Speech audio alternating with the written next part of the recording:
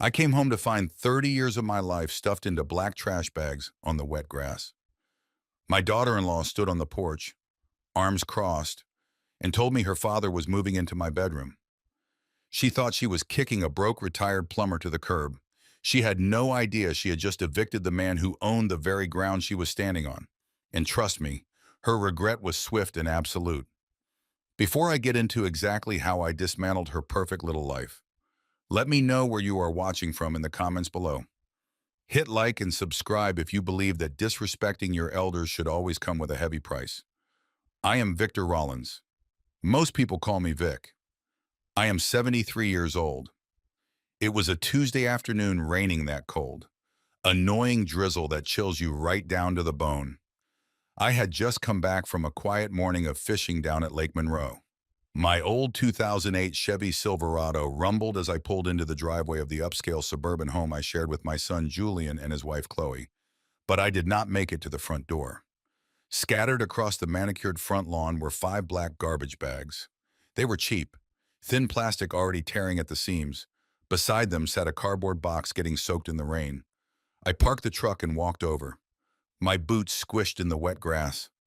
I looked down and saw my flannel shirts, my work boots, and my shaving kit spilling out onto the mud. And there, sitting right in the center of that soggy cardboard box, was a beautiful mahogany urn. My Vivian, my wife of 40 years, left out in the rain like discarded junk. I picked up the urn, wiping the raindrops from the polished wood with my sleeve. I felt a cold knot form in my chest, but I kept my face entirely blank. 40 years of building a commercial real estate empire in Chicago teaches you how to hide your emotions when the pressure is on. I looked up. Chloe was standing on the covered porch. She was 36, wearing an expensive cashmere sweater and holding a mug of Artisul coffee. She did not look guilty. She looked annoyed. Julian, my 40-year-old son, was standing just behind her, practically hiding in her shadow. He could not even meet my eyes. He stared at his expensive Italian leather shoes. "What is the meaning of this?" I asked. My voice was low, steady, and completely devoid of the panic Chloe was clearly hoping for. "My dad is moving in," Chloe said. Her tone was sharp, unapologetic. "He is having some issues with his apartment lease down in the city. He needs a place to stay, and with his arthritis, he simply cannot be expected to walk up and down the stairs every day. He needs the master suite on the ground floor. Your room." I looked from her to Julian, my own flesh and blood, the boy I had worked double shifts for, making sure he went to the best private schools, making sure he never had to scrub a toilet or lay a brick in the freezing cold. "Julian," I said, "is this how it is?" Julian finally looked up, his face pale. "Dad, come on." He stammered, "It is just for a little while. Richard is in a tough spot. And honestly, Chloe and I have been talking. You need more specialized care anyway. We found a nice assisted living facility a few towns over. It is very affordable. You will be comfortable there." Affordable. He said the word like it was a favor to me. He thought I was broke. They both did. Because for the last 10 years, ever since Vivian passed, I played the part of a simple retired plumber scraping by on Social Security. I drove an old truck. I wore faded clothes. I never flaunted my money. Vivian always told me that wealth attracts parasites, and poverty is the best filter for true character. Boy, was she right. Chloe stepped forward, resting a hand on her hip. "Let us be honest. Vic, you do not belong in a neighborhood like this anyway. You stick out. My dad fits the demographic here. He plays golf at the country club. He networks. Having him here is good for Julian's image at the firm. Having an old man tinkering with dirty tools in the garage and driving a rusted truck brings down the property value." She took a sip of her coffee, looking down at me on the wet lawn. "We packed everything you own. We even left you $50 for gas to get to the facility. The address is written on the back of an envelope in that box. I looked at the $50 bill fluttering under a paperweight inside the wet box. It was insulting. It was comical. I had given Julian $500 in cash every single month. I told him it was my contribution for groceries and utilities. I knew Chloe laughed at that amount. She called it my pathetic little allowance. She complained to her friends that her father-in-law was a freeloader, dropping spare change while she and Julian footed the real bills. What Chloe did not know was that the $500 was not for groceries. It was an exact cash reimbursement for the property taxes and the exorbitant homeowners association fees. Fees for a house that Julian thought he owned. He did not own it. I bought this property outright in cash 7 years ago through a blind trust. Julian was merely listed as a beneficiary resident under the strict legal condition that I resided in the home and was cared for until my death. But I did not say any of that. I did not scream. I did not yell about the money or the trust or the multi-million-dollar real estate development firm I had built from nothing and sold to a conglomerate just last year. Anger is a loud, messy thing. Retribution is silent. I held Vivian tightly against my chest. I looked at Julian one last time. He looked away again, ashamed but unwilling to stand up to his wife. He had made his choice. He chose the illusion of a wealthy lifestyle over the father who had bled to give it to him. Understood, I said softly. Chloe smirked. She actually smiled a triumphant, wicked little grin. She thought she had won. She thought she had successfully bullied a helpless old man out of his only shelter. I am glad we are on the same page, she said, turning her back to me. Have a safe drive. Vic. The front door clicked shut, the deadbolt engaged. I stood alone in the rain for a moment longer. I carefully placed Vivian inside the cab of the Silverado, safely on the passenger seat. Then I grabbed the trash bags full of my clothes and tossed them into the truck bed. I did not take the $50. I left it there in the mud. Just as I closed the tailgate, a sleek silver BMW pulled up to the curb. Out stepped Richard, Chloe's father. He was 65, wearing pristine golf attire, a pastel polo shirt, and a smug expression. He popped the trunk and started pulling out custom leather golf bags. He saw me standing by my old truck in the rain. He paused, looking me up and down with that familiar, subtle disgust he always wore around me. Moving out, Vic. He called out, not offering a hand. Shame. But you know how it is. Sometimes you have to make room for an upgrade. This neighborhood requires a certain pedigree. You understand? I looked at Richard, a man wearing expensive clothes, driving a leased luxury car, trying to act like royalty while moving into a room that was not his. I knew men like Richard all show no substance, a house of cards waiting for a strong breeze. I understand perfectly. Richard, I replied, enjoy the house. I got into the driver's seat of my Chevy. I turned the key and the old engine roared to life. I put the truck in gear and slowly drove away from the beautiful two-story brick house. I looked in the rearview mirror and saw Richard struggling to carry his heavy golf clubs up the driveway, acting as if he owned the world. They all thought they had won. They thought they had discarded a heavy burden. They had no idea that by locking that front door, they had just initiated their own financial and social ruin. I wiped the rainwater from my face. I reached under the driver's seat and pulled out a hidden compartment. Inside was a brand new smartphone, fully charged and disconnected from any family tracking plans. I looked over at the mahogany urn sitting on the passenger seat. Well, Vivian, I whispered to my wife, looks like it is time to go back to work. I sat in the driver's seat of my rusted Chevy Silverado for a long moment. The cold rain hammered against the windshield, blurring the view of the house I had bought with my own blood and sweat. I was ready to put the truck in gear and drive away. I was ready to leave them to their inevitable ruin. But as I patted my worn jacket pocket, a sharp realization hit me. My blood pressure medication was still sitting on the kitchen counter inside. A man does not build a multi-million-dollar real estate empire by being careless with his health. And I was going to need my health for what I was about to do. I turned off the ignition. I took a deep breath, letting the cold air fill my lungs. I stepped back out into the freezing drizzle.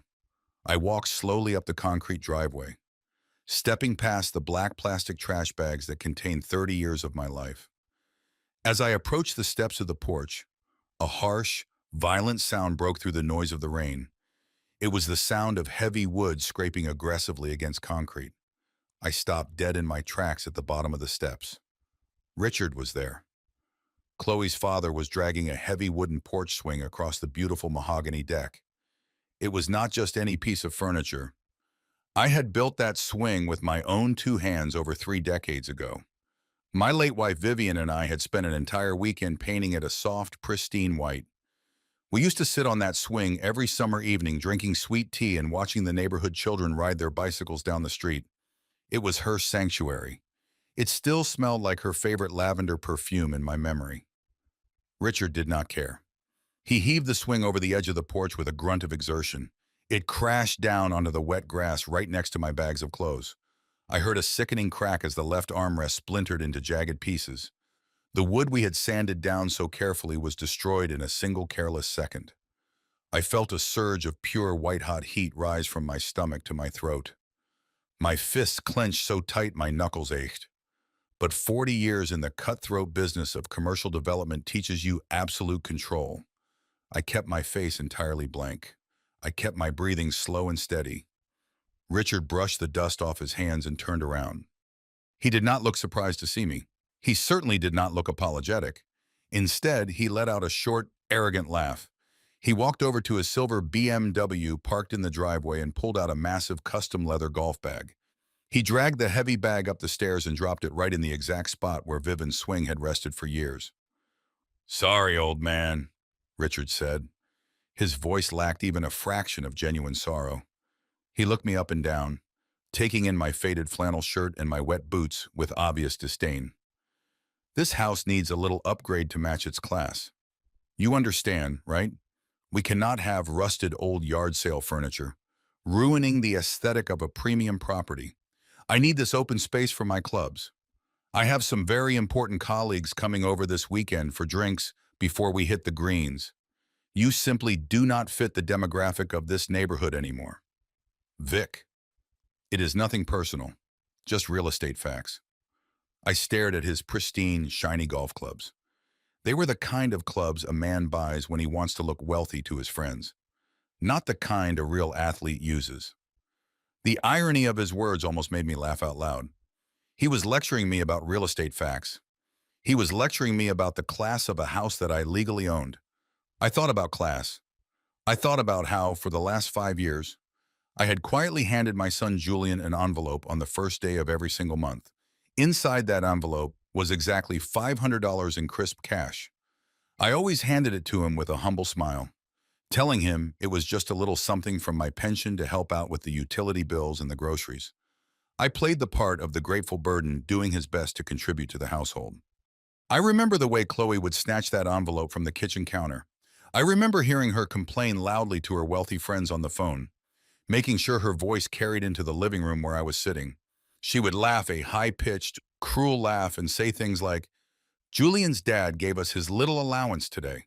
$500 barely covers our organic milk and wine for the week. It is completely embarrassing that we have to subsidize his life." She mocked that money constantly. She treated it like dirty spare change tossed by a beggar. What Chloe and Julian did not know, what they never bothered to calculate, was that the $500 was not a random number I pulled from a meager pension. It was the exact monthly cost of the property taxes and the exorbitant homeowners association fees for this specific property. I paid those fees in cash through them to maintain the legal illusion that they were the homeowners by mocking that money, by treating my contribution as a joke. They were mocking the very foundation that kept a luxury roof over their arrogant heads. They thought I was a charity case. They did not realize I was the bank. I looked back at Richard. He was busy polishing a golf iron with a microfiber cloth, completely ignoring my presence on the lawn. I did not yell at him. I did not tell him that he was an uninvited guest squatting in a house funded by the man he was currently insulting. I just walked past him in complete silence. I opened the front door and stepped inside one last time. The house was dead quiet. Julian and Chloe were nowhere to be seen. They were probably hiding upstairs in their bedroom, avoiding the guilt of watching me leave in the rain. I grabbed my small medication bag from the marble kitchen counter. I walked back out onto the porch. Richard did not even look up. "Enjoy the upgrade, Richard," I said quietly. "Make yourself very comfortable." I walked down the steps and back to my truck. I climbed inside the cold, damp cabin and locked the doors. I started the engine, hearing the familiar deep rumble of the old motor. I drove away, leaving my trash bags and my wife's broken wooden swing on the lawn. I would buy that swing back later, but right now, I had bigger plans. I navigated the winding, pristine streets of the gated community. The massive oak trees and perfectly manicured lawns passed by my rain-slicked windows. I drove past the main security gate where the guard waved at my old truck without a second glance. The moment the luxury neighborhood was out of sight and I merged onto the main highway, I pulled the truck over to the shoulder of the road. I put the vehicle in park. I reached into my jacket pocket and pulled out my battered flip phone. It was a cheap prepaid model with huge buttons, the exact kind of phone people buy for elderly relatives because they assume we cannot understand modern technology. Chloe always rolled her eyes in profound irritation whenever I pulled it out to make a call. I looked at the small screen for a second, then I opened the back cover. I pulled out the cheap battery. I removed the tiny SIM card and snapped it perfectly in half with my thumb. I rolled down my window and tossed the broken pieces and the plastic phone straight into a rushing storm drain. It disappeared into the dark water instantly. That helpless old man was dead. He washed away down the drain. I reached down under the driver's seat of my truck. My fingers traced the metal frame until they found the hidden biometric latch I had custom installed years ago. I pressed my thumb against the scanner. A small steel lockbox slid out silently. I opened the heavy lid. Inside, resting on a piece of black velvet, was a brand new state-of-the-art smartphone. It was a high-end encrypted device tied to a private corporate network that absolutely no one in my family knew existed. I picked it up, feeling the cool glass and a metal in my palm. I pressed the power button. The bright screen glowed to life, illuminating the dark cabin of my truck with a sharp blue light. I connected to my private server, bypassing all standard tracking. I sat up straight. The posture of a weary old man vanished completely, replaced by the rigid spine of a corporate titan who had crushed rivals for breakfast. It was time to make some phone calls. It was time to show my son, his cruel wife, and her arrogant father exactly what true class and absolute power really looked like. The drive from the upscale suburbs into the heart of the city took 45 minutes. The heavy rain washed over the windshield of my rusted Chevy Silverado, acting as a perfect baptism. With every mile that passed, the persona of the frail, dependent old man washed away, leaving behind the hardened, calculated architect of a real estate empire. I bypassed the modest motel on the highway and drove straight into the downtown financial district, pulling my battered truck right up to the grand illuminated entrance of the Waldorf Astoria. The valet, a young kid in a pristine uniform, stepped forward and froze. He looked at my truck dented and caked in suburban mud, and then looked at the line of Bentleys and Porsches waiting behind me. He hesitated, unsure if he should open my door or ask me to move along to the service entrance. I did not give him the chance to decide. I stepped out into the rain, wearing my wet boots and my faded flannel shirt, and handed him the keys. "Park it carefully, son," I said, handing him a crisp $100 bill. His eyes widened, and he immediately stood at attention, nodding as he took the keys. I walked through the heavy revolving doors and stepped into the lobby. It was a cathedral of marble crystal chandeliers in quiet wealth. The air smelled of expensive lies and old money. I walked across the polished floor, my heavy boots squeaking slightly, drawing the eyes of well-dressed guests who quickly looked away. I approached the front desk. A young man in a sharp tailored suit looked up from his computer. He took one look at my wet clothes, my weathered face, and my calloused hands. His professional smile tightened into a polite but firm mask. He had been trained to handle vagrants without causing a scene. "Good evening, sir," he said, his voice dripping with that polished corporate condescension. "I am afraid if you are looking to get out of the rain, the public transit station is just 2 blocks down the street. Our lobby is reserved for hotel guests only." I did not blink. I did not raise my voice. I leaned slightly against the cold marble counter and looked him dead in the eye. "Good evening," I said, my voice deep and unwavering. "I need a suite, the largest one you have available. I will be staying indefinitely." The young man let out a soft, patronizing sigh. "Sir, I assure you we are completely fully booked. And even if we were not, our standard rooms begin at over $1,000 a night. Perhaps there is a more suitable accommodation for you outside the downtown area." He reached for a notepad, clearly intending to write down the address of a cheap motel. I reached into my wet jacket pocket. I did not pull out a worn leather wallet. I pulled out a solid titanium American Express Centurion card, the infamous black card. I placed it flat on the marble counter. It made a heavy, distinct clink that echoed in the quiet lobby. I placed my platinum driver license right next to it. The clerk looked down. He saw the black metal. He saw the name embossed in silver. Victor Rollins. I watched the color completely drain from his face. In this city, the name Rollins was stamped on the sides of skyscrapers, luxury condominiums, and commercial plazas. He realized in a fraction of a second that he had just tried to kick out one of the most powerful real estate developers in the state. "My apologies. Mr. Rollins," he stammered, his hands visibly shaking as he quickly typed into his keyboard. "I am so sorry. I did not recognize you. We actually have the presidential suite available on the top floor. It will be ready for you immediately. I will need total privacy."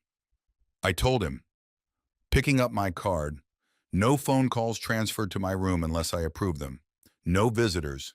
If anyone calls asking if I'm a guest here, you tell them you have no one by that name." "Absolutely, sir," he said, handing me the golden key card with both hands. 5 minutes later, I was standing in the center of a 30,000-foot penthouse suite. Floor-to-ceiling windows offered a panoramic view of the glowing city skyline. I walked into the massive marble bathroom, stripped off my wet, pathetic disguise, and took a long, burning hot shower. When I stepped out, I wrapped myself in a thick plush robe. I walked over to the fully stocked mahogany bar, poured myself a neat glass of 20-year-old bourbon, and sat down in a leather armchair overlooking the city. I picked up my encrypted smartphone. It was time to make the call that would set the demolition in motion. I dialed a private number. It rang twice before a sharp, commanding voice answered. "Sterling Pierce, attorney at law." Sterling was a 60-year-old African-American bulldog of a lawyer. We had grown up in the same rough neighborhoods on the South Side. I built buildings, and he built airtight legal fortresses.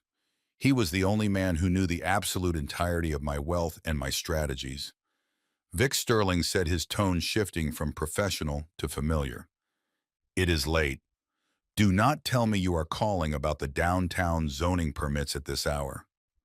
"No, Sterling," I replied, taking a slow sip of the bourbon. "I am calling about Julian and Chloe. They just threw my belongings out onto the front lawn.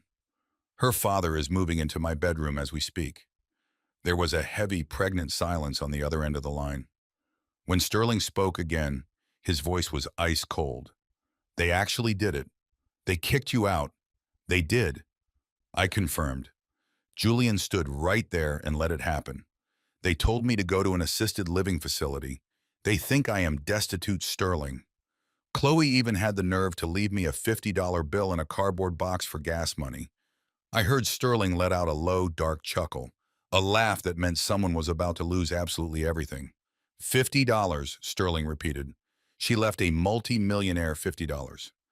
Vic, please tell me you are ready to drop the hammer." I have been sitting on this paperwork for 5 years, waiting for that boy to show his true colors. I am ready.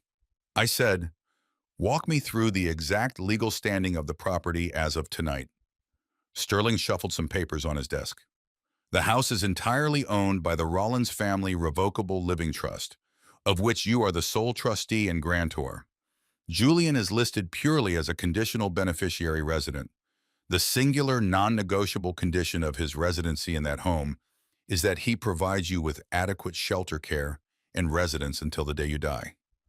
So I murmured, staring out at the city lights, by placing my belongings in the yard and telling me to leave.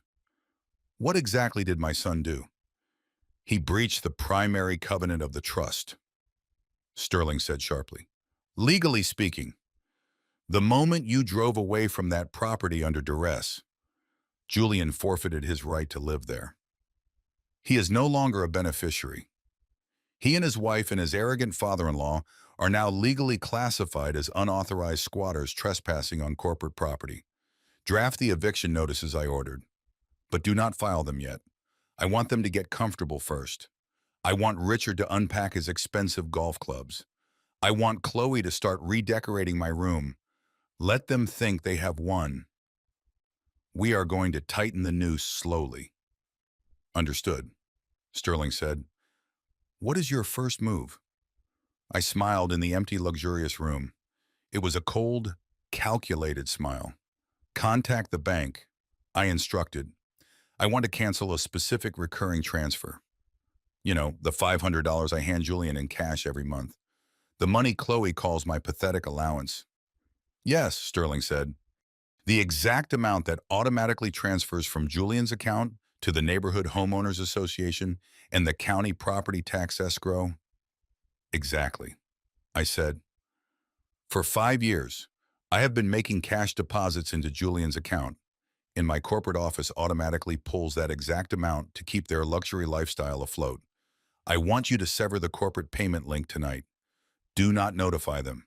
Let the automated payment fail. Sterling laughed again. Vic, the HOA in that neighborhood is notoriously ruthless. If that payment bounces, they will slap Julian with a $500 late fee on day one. By the end of the week, they will issue a formal warning of property liens. That is the point, I said softly. Chloe thinks I am a charity case. Julian thinks he is a self-made man. It is time they find out how expensive it is to live in a mansion when the invisible safety net suddenly vanishes. Consider it done, Sterling said. Have a good night. Vic, welcome back to the land of the living. I ended the call and placed the phone on the glass coffee table. I took another slow sip of my bourbon, feeling the warmth spread through my chest. The rain continued to beat against the floor-to-ceiling windows of the presidential suite. Somewhere out in the wealthy suburbs, my son and his wife were sleeping peacefully, completely unaware that their financial execution had just been ordered. I looked at the mahogany urn resting safely on the marble mantel across the room. I promised you I would test his character. Vivian. I whispered to the empty room. He failed. Now he gets to face the consequences. 3 days passed since I checked into the presidential suite at the Waldorf Astoria. I spent my mornings drinking premium black coffee and reviewing the financial doss my lawyer Sterling sent over. My son and his wife were living on borrowed time and borrowed money. They were a house of cards waiting for a strong gust of wind. But the real entertainment started on a Thursday afternoon. I was sitting by the floor-to-ceiling window looking out over the city when my secure smartphone buzzed with a notification from my private bank. An attempted transaction had just been blocked. I opened the alert and a slow, calculated smile spread across my face. Let me explain something about Chloe. She always thought she was the smartest person in any room she walked into. A few months ago, a piece of my mail went missing from the kitchen counter. It was a secondary credit card, a basic account I kept active for minor hardware store purchases and random expenses. I knew exactly who took it. I never reported it stolen because a good fisherman knows you have to use the right bait to catch a predator. I left the card unblocked because I wanted to see exactly how greedy she would get. She held on to it, waiting for the perfect moment, and kicking me out of the house was apparently the green light she needed to start spending what she thought was a senile old man's money. My banking application showed the exact location of the attempted charge. Chloe was at an exclusive boutique downtown called the Artisan Loft. It is the kind of place where a single decorative pillow costs more than a regular person's monthly mortgage payment. She was trying to spend $8,500 on a custom bedroom furniture set. No doubt she wanted to make her father Richard feel like absolute royalty as he moved into my old ground floor suite. I could picture the scene perfectly. She probably strolled into the showroom acting like she owned the entire building. She probably pointed at expensive Italian leather headboards and solid oak dressers while treating the sales staff like personal servants. When the time came to pay, she confidently handed the clerk my card. She assumed that since I was a lonely, discarded old man, I would never check the statements or I would be too confused to notice the massive balance. But Sterling had already executed my orders. Every single personal and corporate account tied to my name was locked down tighter than a federal vault. The clerk ran the card, declined.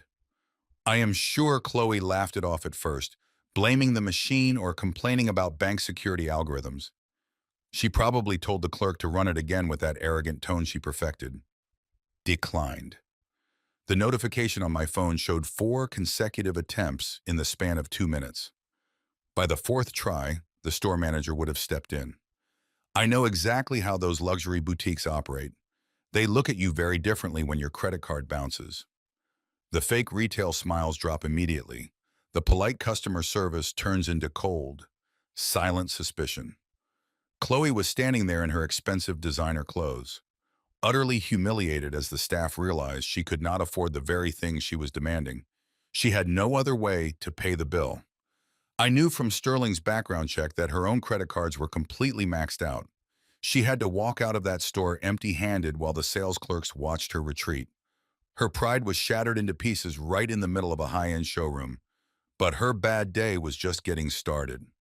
While Chloe was suffering the consequences of her own theft downtown, Julian was about to experience his own financial nightmare right in our driveway. You see, Julian drove a brand new black Tesla Model S. He loved that car more than he loved most people. He always parked it right at the very edge of the driveway so all the wealthy neighbors could see it. He told everyone at his firm that he bought it with a massive year-end bonus. That was a complete lie. He leased it, and he was 4 months behind on the payments. I used to quietly slip him extra cash to cover the arrears so he would not lose face. But that invisible safety net was gone now. At exactly 2 o'clock in the morning, my tablet chimed with a silent alert. It was a notification from the discreet security cameras I had custom installed around the exterior of the house long before they ever thought about kicking me out. I opened the live video feed. A heavy-duty diesel tow truck was backing slowly into the driveway. The flashing yellow lights illuminated the pouring rain reflecting off the pristine paint of the Tesla. 2 men in thick raincoats jumped out and quickly hooked up the front wheels of the luxury vehicle. The front door of the house burst open. Julian ran out into the freezing rain, wearing nothing but expensive silk pajamas and a panic-stricken expression. He was waving his arms wildly, shouting at the repo men. I turned up the audio feed on my tablet. Julian was begging them to unhook the car. He promised he would make a double payment the very next morning. He tried to explain who he was and how important his job was. The repo man just shook his head, wiping rain from his face, and handed Julian a laminated piece of paper. You cannot negotiate with a tow truck driver holding a legal bank order. I watched my 40-year-old son stand barefoot in the cold mud as his ultimate status symbol was dragged away into the dark street. The noise of the tow truck woke up the neighborhood. I saw the porch lights turn on at the house next door. Mrs. Gable, a notorious neighborhood gossip, was standing at her window, watching the entire humiliating spectacle. Julian looked small. He looked desperate and entirely powerless. And then he did exactly what I knew he would do. He reached into his pajama pocket and pulled out his cell phone. He dialed a number he had called countless times before when he was in trouble. A second later, the automated voice from my telecom provider echoed faintly through the security camera audio. The number you have reached is no longer in service. Julian stared at his glowing phone screen in absolute shock. The rain plastered his hair to his forehead. He dialed again, his fingers shaking. The same automated voice replied. He had tried to call his poor old dad for a quick bailout. He honestly thought he could just cry on the phone, tell me he made a terrible mistake, and ask for a few thousand to get his luxury car back from the impound lot. But the old flip phone he was calling was sitting in broken pieces at the bottom of a storm drain. The man he relied on to clean up his messes was officially gone. The next morning, the atmosphere inside that house must have been absolutely toxic. Chloe had no new furniture to impress her arrogant father. Julian had no luxury car to drive to his prestigious firm. He probably had to order a rideshare just to get to work. The walls of their fake wealth were closing in on them rapidly. They were bleeding cash and they had absolutely no way to stop the bleeding. I kept the security feed running on a secondary monitor in my suite while I ate my breakfast. Around 10 o'clock in the morning, I saw Chloe storm out the back door and walk into the detached garage. She was pacing back and forth, talking frantically on her phone. She was looking for something, anything of value to liquidate. They needed fast cash to save their sinking ship. Then she stopped pacing. She was staring directly at the back wall of the garage. Against that wall sat my vintage tool collection and several antique clocks I had meticulously restored over the years. We are not talking about cheap hammers and rusty nails from a local hardware store. These were rare 19th century woodworking tools, pristine handies, and solid brass levels. Collectors pay tens of thousands of dollars for authentic items like those. Vivian and I spent decades traveling the country hunting for them at exclusive estate sales. Through the camera, I watched Chloe walk over to the locked display cabinets. She found the spare key I kept hidden under a workbench. She opened the glass doors and picked up a solid bronze antique plane, examining it closely. I could almost see the greed calculating in her eyes. She pulled out her phone and started taking high-resolution pictures of the entire collection. She opened every drawer, photographing every rare silver wrench and every beautifully restored mantel clock. She thought it was just a bunch of old junk left behind by a senile retired plumber. She figured she could post the items online and sell them for a few $100 to cover their immediate debts. She had no idea she was handling historical artifacts worth more than her entire college education. She justified it to herself by assuming I had abandoned the property, so it was rightfully hers to sell. I took a slow sip of my coffee and smiled. She was actively planning to sell property that did not belong to her. Property housed inside a garage she had no legal right to occupy. The trap was setting itself flawlessly. She thought she was finding a clever way out of her financial hole, but all she was doing was handing me the exact evidence I needed to put her in a real prison. I picked up my secure phone and dialed Sterling. I told my lawyer to get a private appraiser ready and to begin heavily monitoring all the local online auction sites. Chloe was about to cross the line from being a cruel daughter-in-law to a felony criminal, and I was going to make sure the entire world watched her fall. I was sitting at the massive mahogany dining table in my penthouse suite when Sterling Pierce walked in. He did not bother knocking. He had a golden key card and a thick manila folder tucked under his arm. He poured himself a glass of water from the wet bar and sat down directly across from me. He looked like a predator who had just found a wounded animal in the woods. He slid the folder across the polished wood. I opened it. It was the background check from the private investigator we had hired to look into Richard. Let me remind you about Richard. He was the man who dragged my wife's antique swing off the porch to make room for his golf clubs.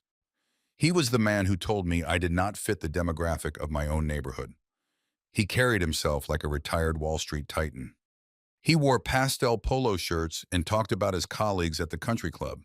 He looked down on me because I wore faded flannel and drove a rusted truck. But the documents in front of me told a very different story. Richard was a fraud. He was a complete and absolute failure. He was not having minor issues with his apartment lease down in the city. He had been formally evicted by the county sheriff's department. The private investigator found that Richard had been running a shady investment scheme for years, borrowing money from dangerous people to fund a severe gambling addiction. He lost everything.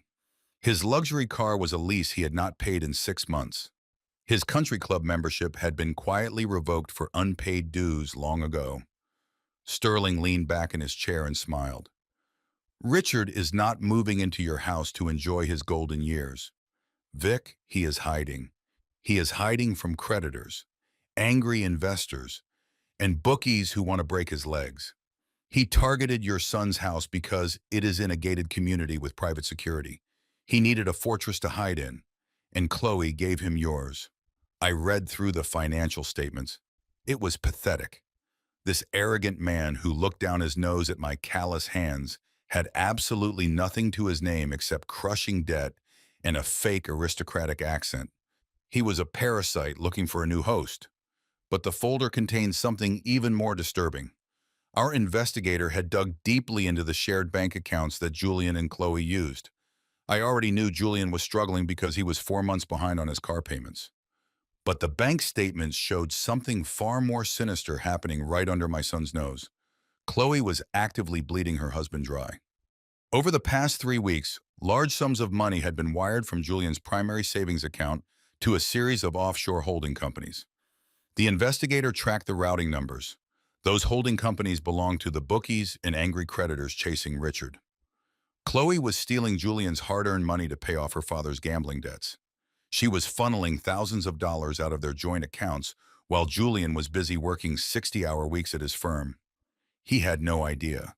He was stressing over his repossessed Tesla, completely unaware that his wife was the one bankrupting him from the inside out just to save her deadbeat father.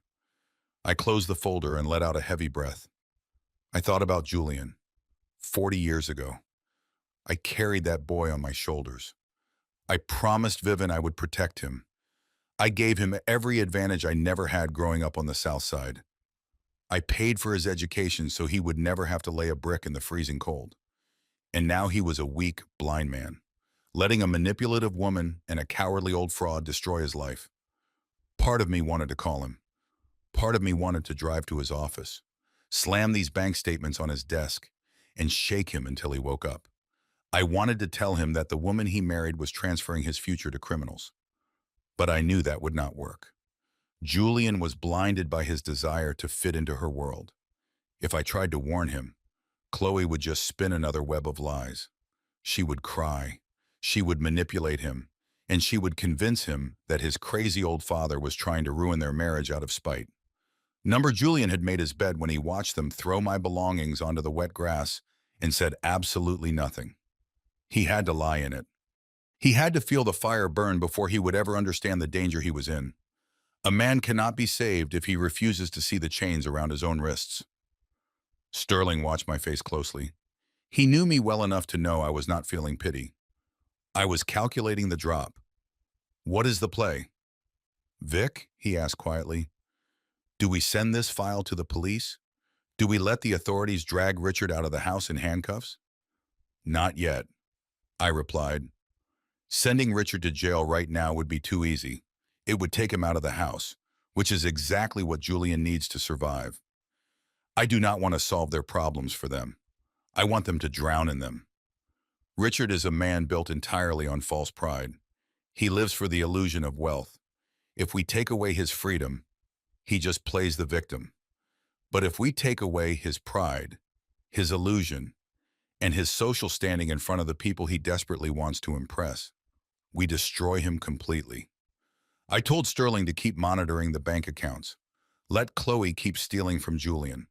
Let her funnel every last cent into her father's black hole of debt until there is nothing left. Let them feel the false security of having a luxury roof over their heads. Because I knew exactly what a man like Richard would do next. A man who is desperate to maintain his wealthy facade always overcompensates when he feels cornered. Now that he was safely inside a multi-million-dollar home in a gated community, he would want to show it off. He would want to invite those snobby country club friends over to prove he was still a man of high status. He would try to use my house to rebuild his shattered reputation and pretend he was still on top of the world. And when he did, I was going to be there. I was going to let him build his stage, gather his audience, and then I was going to pull the floor right out from under him. But first, we needed to turn up the heat. Richard was getting too comfortable in his new environment, and he lacked the discipline to respect the rules of a high-end neighborhood. Get the Homeowners Association Management Company on the line. I told Sterling, You know the property management firm that my development company secretly owns? Tell the board directors to start strictly enforcing every single neighborhood bylaw on that specific address. I want daily inspections. If Richard thinks he can hide in my house for free, he is about to find out that the neighborhood has a very strict policy against uninvited trash. Sterling smiled, packing the thick manila folder back into his leather briefcase. It was the kind of smile that promised absolute devastation. The trap was set. The financial walls were closing in on Chloe and Julian, and Richard was about to learn that pretending to be rich is a very dangerous game when you are playing in a house owned by a man who actually is. I was sitting in the leather armchair of my penthouse suite at the Waldorf Astoria when the notification chimed on my encrypted tablet. It was a message from the private investigator Sterling had hired. The message contained a single link to a local online marketplace and a brief note that said, "You need to see this immediately." I clicked the link and the screen loaded a new advertisement posted just 20 minutes ago. The title of the listing read, "Old Carpentry Junk and Antique Clocks for Quick Sale." My heart turned to absolute ice. I stared at the high-resolution photographs uploaded to the website. There on the screen was my entire life history laid out on the dirty concrete floor of my garage. I saw my 19th century Stanley metal planes. I saw the custom brass levels I had used to frame the very first apartment building I ever developed on the south side of Chicago. I saw the grand mahogany mantel clock that Vivian and I had purchased on our 10th wedding anniversary. These were not just tools or decorations. These were the sacred artifacts of my survival. They were the blood and sweat that built the Rollins real estate empire. Chloe had broken the locks on my display cabinets. She had dragged my meticulously maintained antiques out of their velvet-lined drawers and tossed them into cheap cardboard moving boxes. And the most insulting part of it all was the price tag she had placed on the listing. She was asking for $1,200 for the entire lot. The antique mantel clock alone had recently been appraised at over $25,000. The vintage woodworking tools were highly sought-after collector items worth easily another $30,000. She was trying to liquidate $50,000 of my personal property for the price of a cheap television. She was desperate. Richard was drowning in gambling debts and his dangerous creditors were closing in on them. Chloe needed fast, untraceable cash to keep her arrogant father safe, and she had decided that stealing from the old man she had just kicked out was the easiest way to get it. My phone rang loudly on the glass table. It was Sterling. My lawyer was absolutely furious. His voice boomed through the speaker.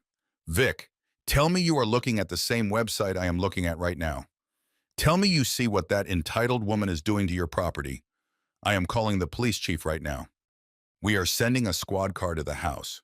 We are going to have her arrested for grand larceny before she can hand those items over to some random pawn shop." I took a slow sip of my black coffee. I watched the city traffic moving silently far below my window. "Calm down, Sterling," I said mellowy. My voice was completely steady. My calmness seemed to frustrate him even more. "Calm down," he repeated. "Vic, she is actively fencing stolen goods across state lines using the internet. She is committing a federal crime right in your garage. If she sells those tools to a stranger, you might never get them back. If we send the police right now, she will play the victim." I explained patiently. "You know exactly how a woman like Chloe operates. She will cry. She will tell the police that it was a simple misunderstanding. She will claim that I abandoned the property and told her to clear out the garage. She will use her tears and her expensive clothes to manipulate the situation. The police might just call it a civil domestic dispute and walk away. I do not want a domestic dispute, Sterling. I want a felony conviction with absolutely no room for negotiation. We are not going to stop her from selling my property. We are going to help her do it." Sterling fell silent on the other end of the line. His legal mind caught up to my strategy instantly.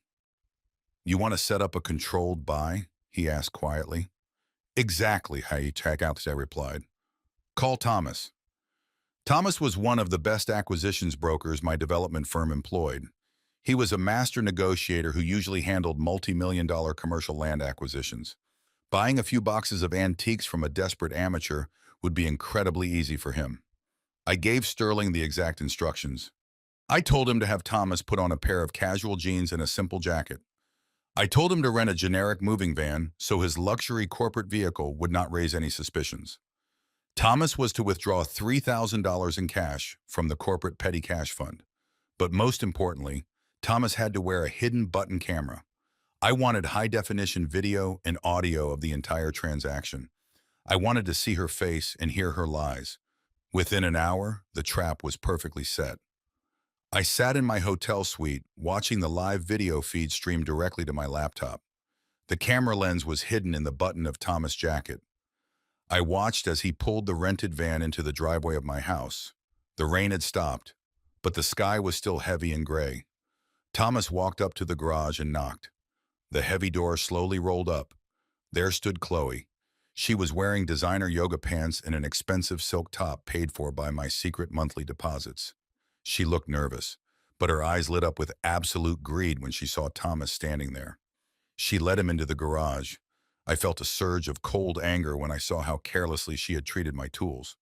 She kicked one of the cardboard boxes toward Thomas. "There is a lot of old junk in here," she said dismissively. "Heavy metal things and some old clocks. I just want it all gone today. It is completely ruining the aesthetic of my home." She actually used the word aesthetic. She was standing in a garage I owned, talking about the aesthetic of a house I paid for while trying to sell the tools that built her entire lifestyle. "Where did you get all these beautiful pieces?" Thomas asked, playing the part of an eager local collector. Chloe did not even hesitate. She lied with the smooth, effortless practice of a true sociopath. "They belonged to my late grandfather," she said, putting a hand on her hip. "He was a carpenter or something like that. He left them to me when he passed away last year. I kept them for sentimental reasons. But honestly, they are just taking up space now. I am redecorating the entire house, and this junk simply does not fit my vision." I watched her lie about my life. I watched her erase my existence and claim my history as her own. It was a masterclass in arrogance. "How much do you want for everything?" Thomas asked, looking down at the boxes. Chloe crossed her arms. $2,000 cash, she demanded. "It is a very fair price for all this heavy vintage metal." Thomas was a professional. He knew that agreeing too quickly would make her suspicious. He rubbed his chin and pretended to inspect the mahogany clock. "I do not know him," he said slowly. "It is going to take a lot of work to clean this up. I can give you $1,500 right now, cash in hand, and I will load it all myself." Chloe tried to hide her relief, but I could see the tension leave her shoulders. "Deal," she said quickly. "Just get it out of my garage." Thomas reached into his jacket and pulled out a thick envelope of $100 bills. Chloe reached for the money instantly, but Thomas pulled it back just an inch. He reached into his other pocket and pulled out a clipboard with a single sheet of paper attached to it. "Before I hand over the cash, I just need you to sign this standard bill of sale," Thomas said with a polite smile. "I run a legitimate antique business, and my accountant needs a paper trail for tax purposes. It just says that you are the legal owner of these items and that you have the right to sell them to me."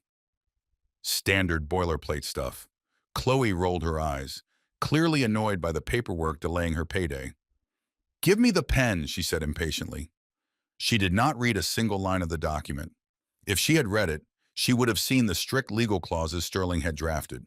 The document explicitly stated that the seller was the sole and absolute legal owner of the property. It stated that the items were free of any liens, claims, or disputes. It was a legally binding contract confirming that she was knowingly and willingly taking responsibility for the sale. She grabbed the pen and signed her full legal name at the bottom of the page. She signed away her entire future for $1,500 in crumpled paper. Thomas handed her the cash. She shoved the envelope into her designer pocket without even counting it properly. She stood back and watched as Thomas carefully loaded the boxes and the antique clocks into the back of his van. She told him to hurry up because she had a manicure appointment she could not be late for. As soon as the last box was loaded, she pressed the button to close the garage door, shutting Thomas out. I watched the live feed as Thomas climbed into the van and drove away from the neighborhood. He drove straight to a secure climate-controlled storage facility owned by my corporate office. My tools and my wife's clock were completely safe. 5 minutes later, my phone rang. It was Sterling. We have it. Vic, the lawyer said. His voice was filled with a dark, triumphant satisfaction. Thomas just uploaded a high-resolution scan of the signed bill of sale. We have the video of her claiming the items belonged to her grandfather. We have the video of her taking the cash. We have her signature on a fraudulent legal document. What is her exact legal exposure? I asked, leaning back in my chair. Sterling let out a dry laugh. By posting the items online, crossing state digital commerce lines, and selling property valued at over $50,000, Chloe has committed felony grand theft, felony wire fraud, and trafficking in stolen goods. The signed bill of sale removes any possible defense of ignorance or misunderstanding. She documented her own crime perfectly. If we hand this file to the district attorney today, she is looking at a minimum of 5 to 10 years in a state penitentiary. The legal noose was officially tied. Chloe thought she had solved her immediate cash flow problem. She thought she had outsmarted a helpless old man and saved her arrogant father from his violent creditors. She had absolutely no idea that she had just handed me the precise weapon I needed to destroy her entirely. I looked out the window at the sprawling city. The trap was springing shut exactly as I had designed it. Chloe had sold her soul for a handful of cash, and very soon I was going to collect the debt. Chloe sold my tools for a fraction of their true value. She handed that stolen cash directly to her father. Richard used that money to temporarily buy off his aggressive creditors. With the immediate threat of violence removed from his life, Richard grew incredibly bold. He forgot he was an uninvited guest. He decided it was time to establish his dominance in the neighborhood. He wanted to prove to the wealthy residents of my gated community that he belonged there. But Richard did not know how real wealth behaved. He only knew the loud, obnoxious stereotypes of fake money. On a sunny Saturday afternoon, I watched my security monitor in absolute disbelief. A massive rusted recreational vehicle rumbled into the pristine driveway of my property. It was a 30-foot monstrosity, leaking dark engine oil all over the custom-imported paving stones I had installed 5 years ago. Richard stepped out of the driver's seat wearing a pastel polo shirt and a smug grin. He was followed by 3 of his shady associates, men who looked like they spent their lives dodging tax collectors and running illegal poker games. They dragged a huge rusted charcoal grill out of the vehicle and set it up right in the middle of the manicured front lawn. Within an hour, thick black smoke was billowing toward the second-story windows. Obnoxious loud music blared from cheap portable speakers. Empty beer cans littered the grass. The upscale neighbors were absolutely horrified. I could see Mrs. Gable from next door standing on her porch with her phone to her ear, frantically calling the community security patrol.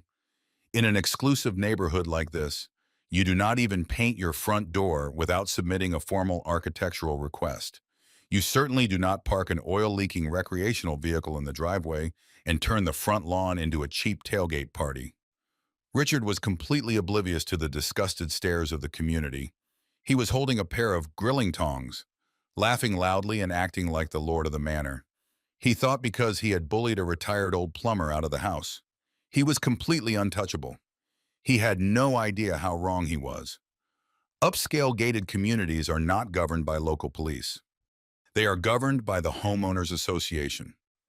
The HOA is a ruthless entity that controls everything from the height of your grass to the exact shade of beige you are allowed to paint your mailbox. Chloe used to complain endlessly about the HOA board, calling them a bunch of nosy dictators who had nothing better to do than write violation tickets. What my foolish daughter-in-law did not know was that the private management firm contracted to run that specific homeowners association was a direct subsidiary of Rollins Development. I built that entire subdivision. I wrote the original community bylaws. I owned the company that enforced the rules. I picked up my secure smartphone and dialed the direct line to the regional director of my property management division. He answered on the first ring. I told him to pull up the security file for my address. I listened as he gasped in shock over the phone when he saw the live footage of the recreational vehicle in the smoke on the lawn.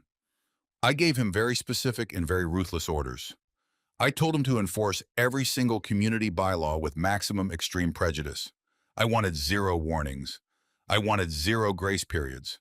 I wanted immediate compounding fines. The director read the bylaws back to me. Unauthorized recreational vehicle parked in a residential driveway outside of loading hours. That is a fine of $1,000 per day. Unapproved open flame apparatus located less than 20 feet from a residential structure. That is a fine of $500 per violation. Noise violations exceeding community decel limits during restricted hours. That is another $500. I told the director to print the official violation notices on heavy red cardstock. I wanted a neighborhood security officer to tape those bright red envelopes directly to the center of the front door every single morning at exactly 7 o'clock. For a full week. Richard kept his ugly vehicle parked in my driveway. He and Chloe ignored the first few red envelopes. I watched on the cameras as Chloe ripped the notices off the door and threw them into the trash without even opening them. Arrogant people always assume that rules apply to everyone else but them. They assume that if they ignore a problem, it will magically disappear. But the fines compounded daily, every 24 hours. A new bright red notice was taped to the mahogany door. Every 24 hours, another $2,000 was added to their ledger. By the end of the seventh day, the total balance of fines and late penalties reached exactly $15,000. And the absolute beauty of this specific homeowners association contract was the enforcement clause. The bylaws clearly stated that if fines were not paid in full within 10 days, the management company had the legal right to place a lien on the property and initiate immediate foreclosure proceedings. The hammer finally dropped on a Tuesday evening. I sat in my suite drinking a glass of scotch, watching the camera feed as Julian returned home from work. He looked entirely broken. Since his luxury car had been repossessed, he was forced to take a cheap taxi back to the suburbs. He dragged his feet as he walked up the long driveway, avoiding the puddles of oil left by Richard's vehicle. He walked up the porch steps and stopped dead. Taped to the front door was a massive final notice printed in bold black letters. Julian ripped the envelope open. I turned the audio feed all the way up. Julian stood frozen on the porch reading the document. $15,000 due immediately. Notice of intent to place a lien on the property. Notice of intent to initiate foreclosure. He dropped his briefcase on the wet concrete. He burst through the front door and the shouting began instantly.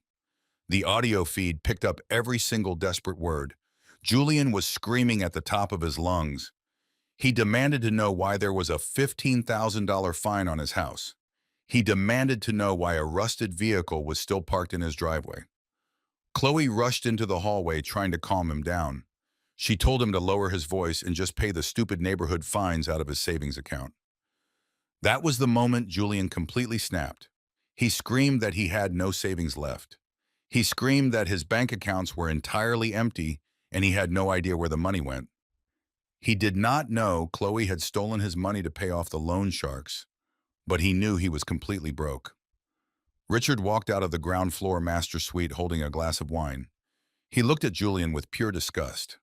Richard told his son-in-law to stop acting like a coward and fight the neighborhood board like a real man. The sheer audacity of Richard telling Julian to be a real man pushed my son over the edge. Julian screamed that he was drowning. He screamed that his car was gone, his money was gone, and now he was about to lose his house because of a stupid barbecue. He pointed a trembling finger at Richard and demanded that the vehicle be removed immediately. Chloe stepped between them, defending her father. She yelled at Julian, calling him pathetic and weak for cracking under pressure. The perfect wealthy family was completely tearing each other apart in the front hallway of a house they did not even own. The walls were closing in and the panic was beautiful to watch. The pressure cooker was finally cracking, and they had absolutely no one to blame but themselves. I needed to look my son in the eye one last time. I needed to know if there was even a single shred of the boy I raised left inside that hollow man. I told my lawyer, Sterling, to leave a breadcrumb. We deliberately forwarded a piece of junk mail from my old address to a cheap motel on the absolute worst edge of the city. But I was not going to let Julian walk into the Waldorf history and see the penthouse. That would completely ruin the grand finale.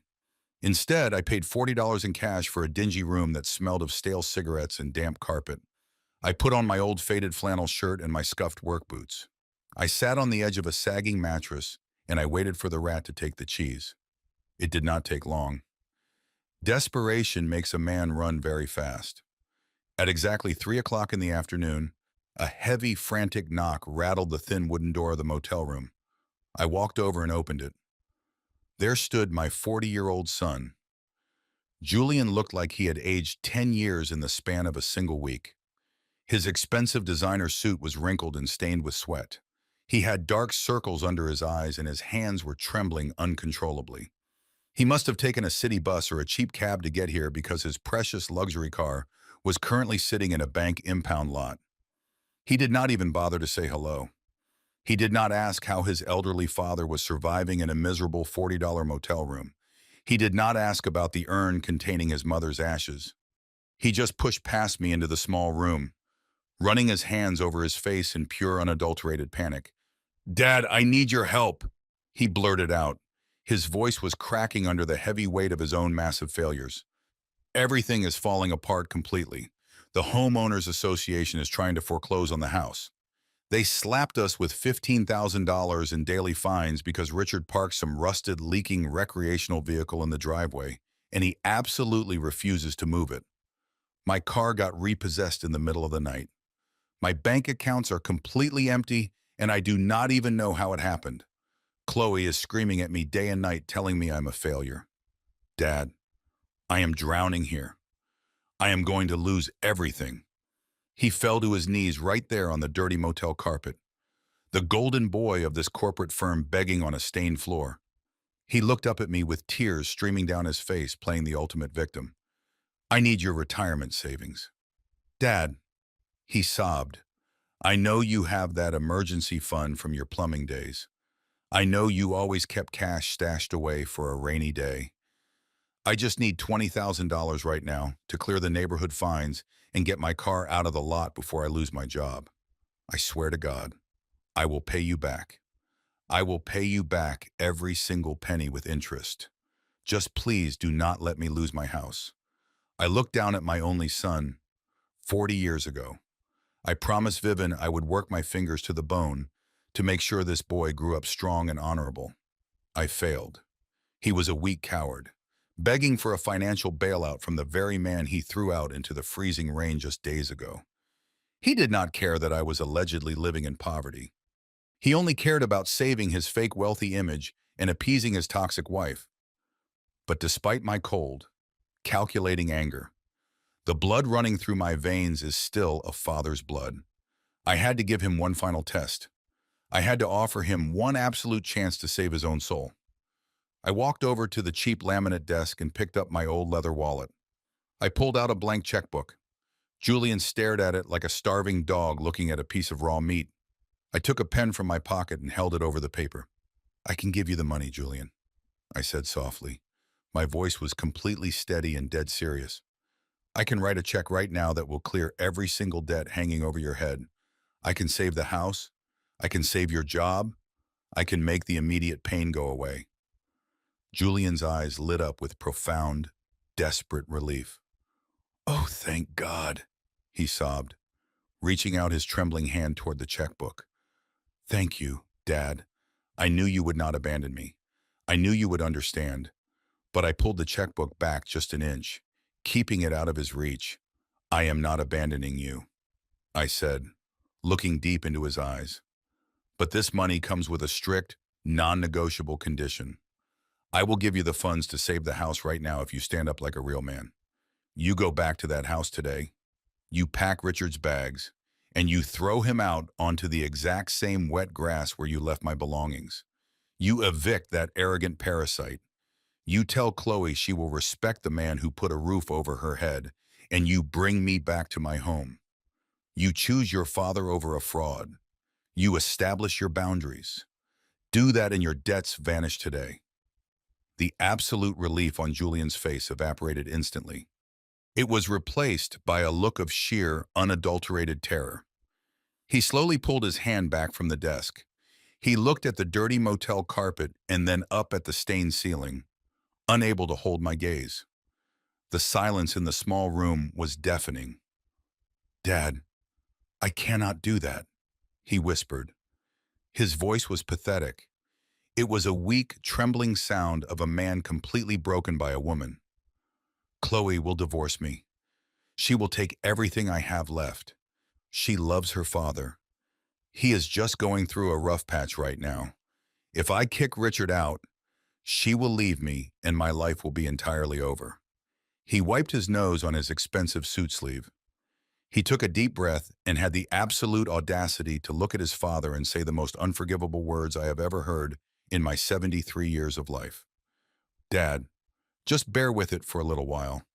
He pleaded. "I mean, look at this awful place you are in right now. The nursing home Chloe found is really not that bad. It is clean. You will have warm meals and nurses to look after you. You are old.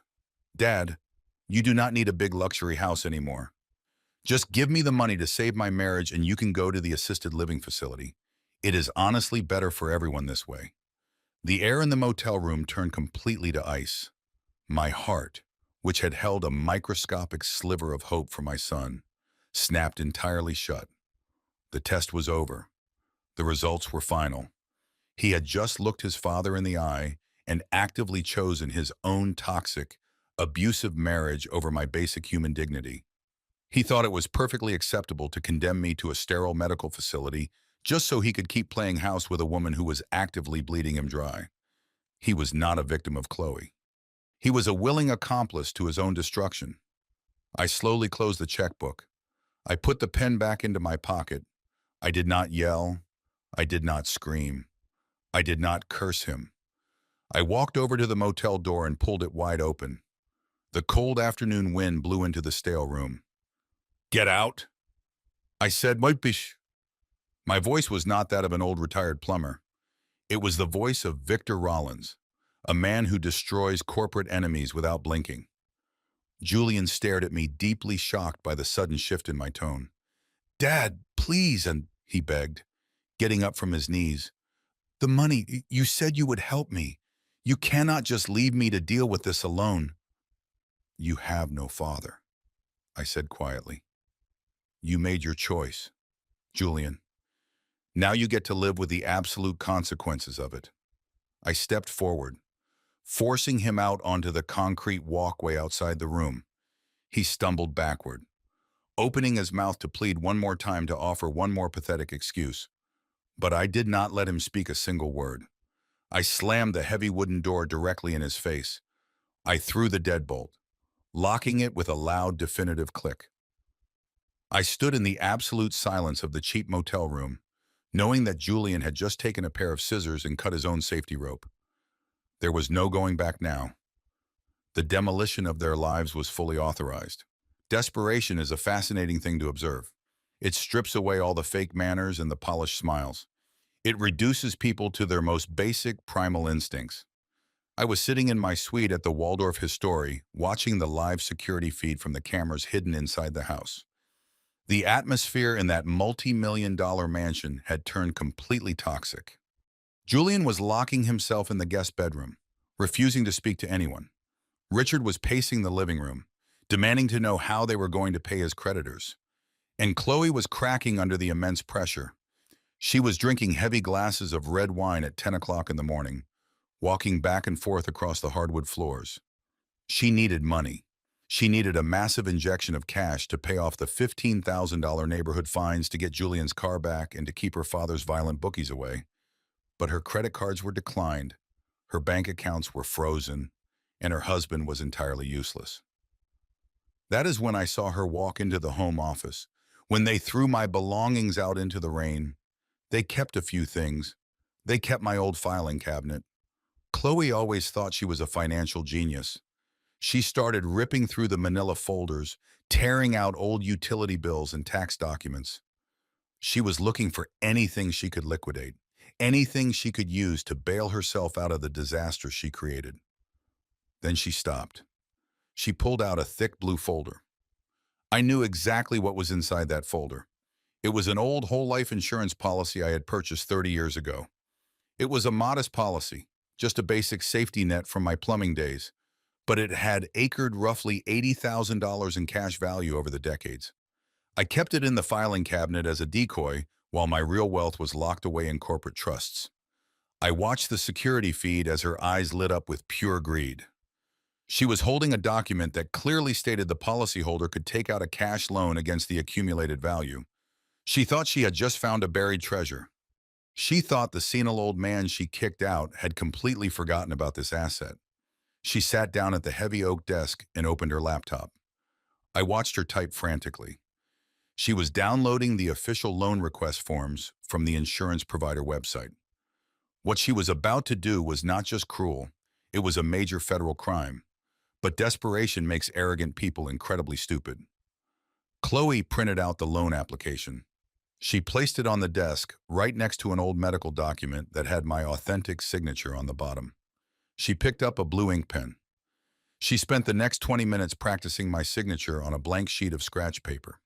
I watched her trace the curves of my name over and over again, trying to match the slight tremble of an older man's handwriting. When she felt confident enough, she signed the official loan document. She requested a maximum cash payout of $50,000. She filled in the direct deposit banking information. She did not use a joint account. She explicitly wrote down the routing number for a private checking account registered solely in her own name. She scanned the forged document and emailed it directly to the insurance claims department. She leaned back in the expensive leather office chair and took a massive gulp of her wine. She smiled. She honestly believed she had just saved her entire fake aristocratic life. What Chloe did not comprehend was that an $80,000 life insurance policy does not just sit in a vacuum. That policy was professionally managed by the exact same wealth management firm that handled my $40 million corporate portfolio. The insurance company was legally obligated to flag any high-value withdrawal requests and verify them directly with my senior financial advisor. Less than 12 hours later, my encrypted smartphone rang. It was early in the morning, and I was enjoying a plate of fresh fruit overlooking the city skyline. I answered the call. It was David, my senior wealth manager. His voice was incredibly tense. "Vic," he said, speaking very quickly, "we have a massive security breach. Someone just submitted an emergency electronic request to borrow $50,000 against your old life insurance policy.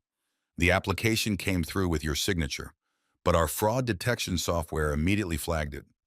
The signature does not match your current biometric profile, and more importantly, the funds were requested to be wired to an external account belonging to a woman named Chloe Rollins." I took a slow bite of my breakfast. "Block the transfer. David," I said calmly. "Lock down the insurance policy and send the entire application file directly to Sterling. I need the IP address, the digital timestamps, and the forged signature document sent to my lawyer immediately." David breathed a heavy sigh of relief, knowing that I was fully aware of the situation. "Consider it done, Vic," he said. "They are incredibly foolish to try this." They left a digital paper trail a mile wide. An hour later, Sterling and I were sitting in a secure conference room at the downtown precinct of the Financial Crimes Division. We were sitting across from Detective Miller, a sharp, no-nonsense investigator who had handled corporate embezzlement cases for 20 years. Sterling laid the entire stack of evidence on the metal table. We had the forged application. We had the digital tracking data proving the email originated from the exact IP address of my house. We had the bank records showing the destination account belonged exclusively to Chloe, and we had the high-definition video from my hidden study camera showing her physically practicing and executing the forged signature. Detective Miller looked through the documents and shook his head in absolute disbelief. "This is not just a simple mistake," he said, tapping the glossy photograph of Chloe signing the paper. "This is textbook felony wire fraud, identity theft, and attempted grand larceny. She forged a financial instrument to steal $50,000 from a senior citizen. In this state, elder financial abuse carries enhanced mandatory sentencing. She is looking at a minimum of 7 to 12 years in a state penitentiary for this stunt alone." Detective Miller closed the folder and stood up. He reached for the heavy police radio clipped to his belt. I am sending 2 squad cars to that address right now, he said. We will pull her out of that house in handcuffs before lunchtime. The local prosecutor is going to have a field day with this evidence. I stood up and placed my hand firmly over his radio, stopping him from making the call. My lawyer, Sterling, watched me closely, knowing exactly how my mind operated. Do not send the cars, detective, I said. My voice was low and commanding. Detective Miller looked at me with deep confusion. Vic, she is actively trying to rob you. He argued. We have the absolute smoking gun. Why on earth would you want to wait? If we arrest her now, we stop any further damage. Because arresting her on a quiet Wednesday morning in her pajamas is far too easy. I explained. She humiliated me in front of my own son. She threw the ashes of my dead wife onto the wet grass. She looked me in the eye and told me I was worthless. I do not want her to go quietly into the back of a police cruiser while the neighbors are at work. I want her to feel absolute safety. I want her to think her fraudulent loan was approved. I want her to believe she has won the game. She thrives on attention and social status. She loves to put on a show for the wealthy people she wants to impress. I looked at Sterling and then back to the detective. I want to build a stage for her. I continued. I want her to gather every single arrogant person she knows into one room. I want her father Richard to be there bragging about his fake wealth. And when they are at the absolute peak of their arrogance, when they feel completely untouchable, that is when you can put the handcuffs on her. Detective Miller slowly took his hand off the radio. He looked at the undeniable evidence on the table and then looked at the cold determination in my eyes. He nodded slowly, understanding the sheer magnitude of the retribution I was planning. I can hold the arrest warrant for a few days, Vic, the detective, said quietly. But when you give the signal, my officers are coming in through the front door. I smiled a dark, calculated smile. Thank you, detective. I said, but just keep your men ready. The curtain is going to rise very soon, and I promise you, it will be the greatest show this city has ever seen. There is a very specific kind of peace that washes over a house when the people inside it believe they have just gotten away with a massive crime. I watched it happen in real time on my security monitors.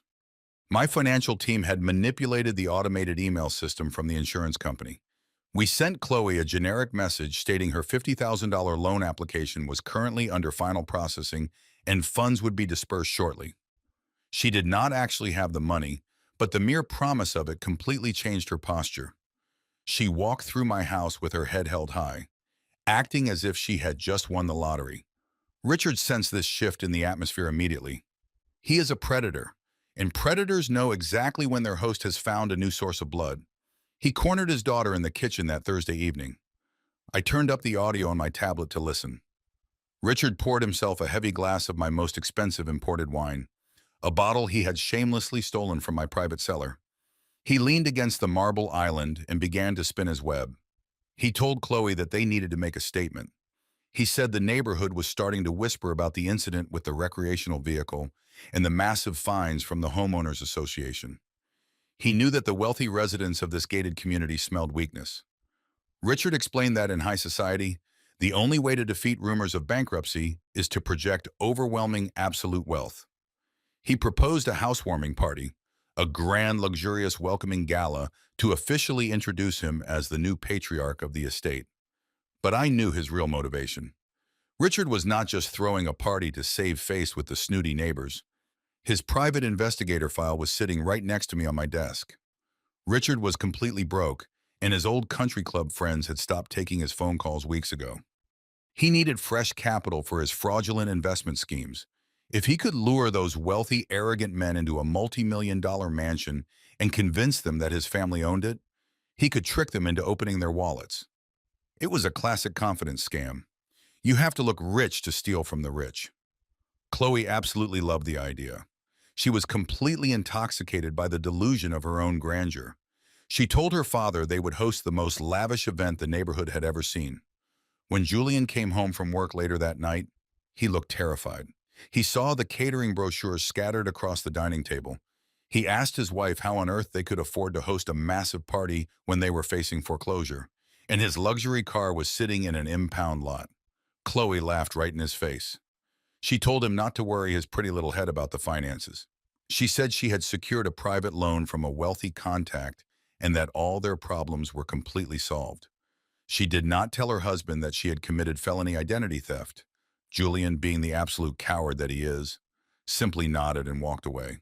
He was so desperate to maintain his fake life that he did not even question where a sudden $50,000 lifeline came from. He just accepted the lie because the truth was too heavy for his weak shoulders to carry. The preparations for the party were absolutely sickening to watch. They were spending ghost money, money they believed was arriving any second, but was actually sitting safely in my frozen corporate accounts. Chloe hired a premium catering service that charged $200 a plate. She ordered silver platters of caviar, imported champagne, and an entire station dedicated to prime rib. She hired a professional valet company to park the cars because she did not want her wealthy guests walking up the driveway. She even hired a live string quartet to play classical music in the grand foyer. They were actively transforming the home my late wife and I built into a theatrical stage for their ultimate deception. Richard took charge of the guest list. He personally drove around the gated community handing out heavy embossed invitations to the doctors, lawyers, and executives who lived on our street. He even drove to the exclusive country club, the very same club that had revoked his membership for unpaid dues and invited the most arrogant wealthy men he could find. He told everyone that his successful daughter had just acquired a prime piece of real estate and he was moving in to oversee the grand renovations. He was selling them a total fantasy and they were eagerly buying tickets to the show. As I sat in my penthouse suite, watching the caterers set up pristine white tents on my back lawn, I felt a deep, profound sense of poetic justice. They were doing all the heavy lifting for me. They were building the exact stage I needed. They were gathering the precise audience I wanted. The snooty neighbors who had looked down on me for driving a rusted old Chevy truck would all be there. The wealthy investors Richard desperately wanted to scam would all be there. Everyone who thought they were better than a retired black plumber was going to have a front row seat to the greatest financial execution this city had ever witnessed. Saturday evening finally arrived. The sun began to set, casting a golden glow over the expensive neighborhood. My house looked absolutely immaculate. I watched the live feed as Chloe walked down the grand staircase wearing a designer silk gown that she had undoubtedly purchased on a high-interest credit card. Richard was wearing a sharply tailored tuxedo, acting like he was old money royalty. Julian was hovering nervously in the background, holding a glass of expensive scotch, trying his hardest to look like the successful master of the house. The luxury cars began to pull into my driveway shortly after 7 o'clock. The valet drivers in crisp white shirts rushed to open the doors of shiny Porsches, Range Rovers, and Mercedes-Benz sedans. The men wore tailored suits, and the women wore diamonds that sparkled under the porch lights. They walked through my front doors, handing expensive bottles of wine to Chloe, who accepted them with a fake, gracious smile.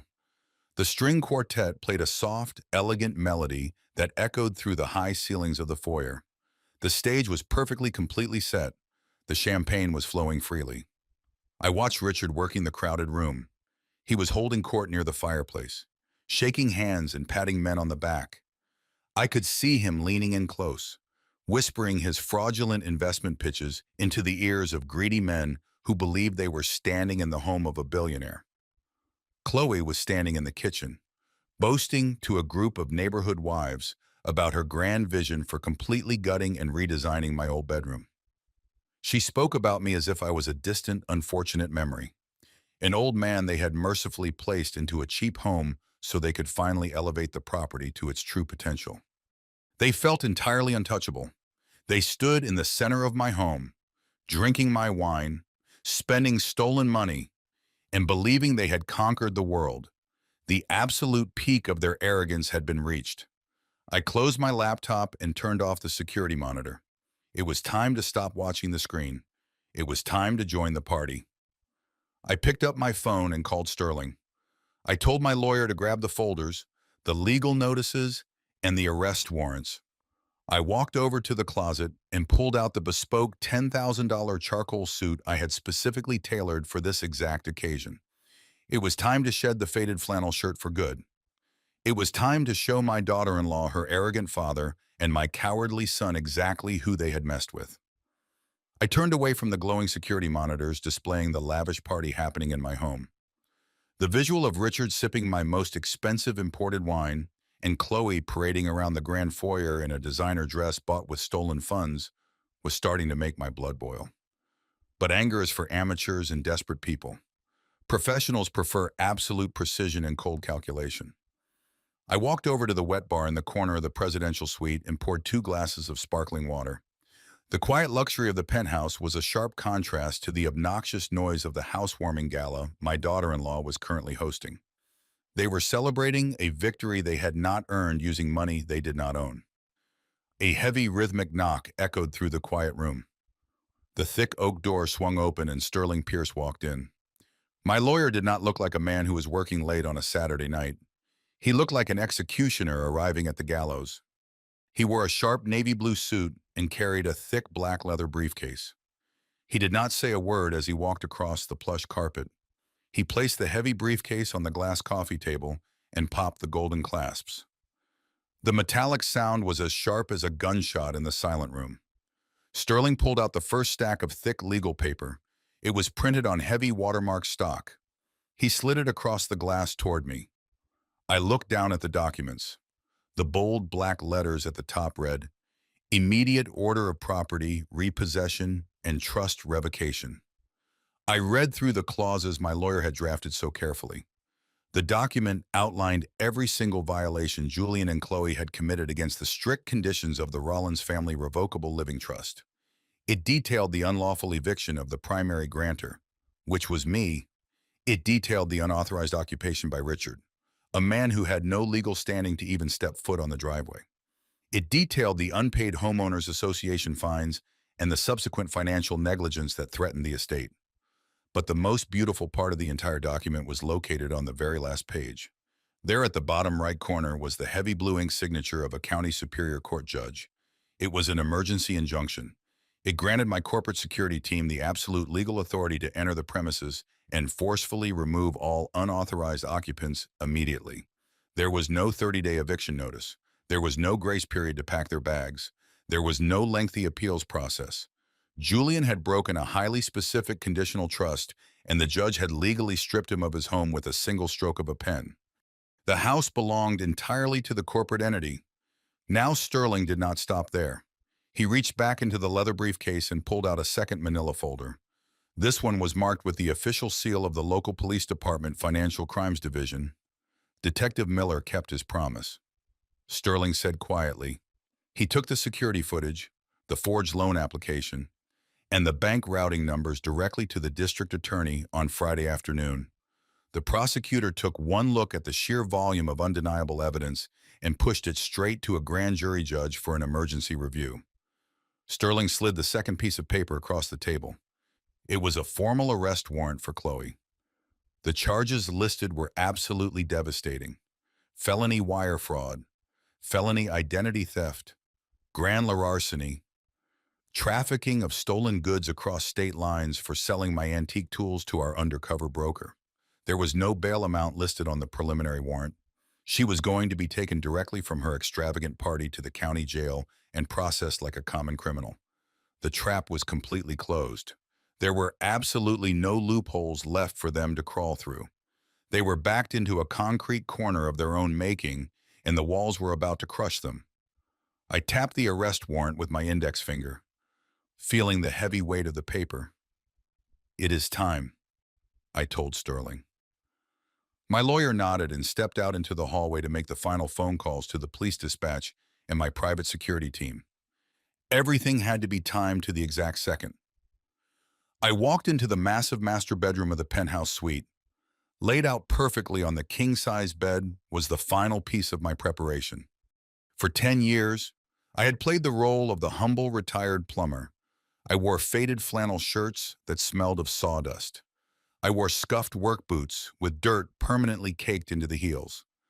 I drove a rusted truck and kept my head down, letting the world overlook me. I did it because Vivian always said that a man should be judged by his character and his actions, not by the fabric on his back or the logo on his vehicle. I wanted Julian to learn that lesson. I wanted him to value hard work over cheap appearances. But he refused. He chose the shallow illusion of wealth over the deep roots of loyalty.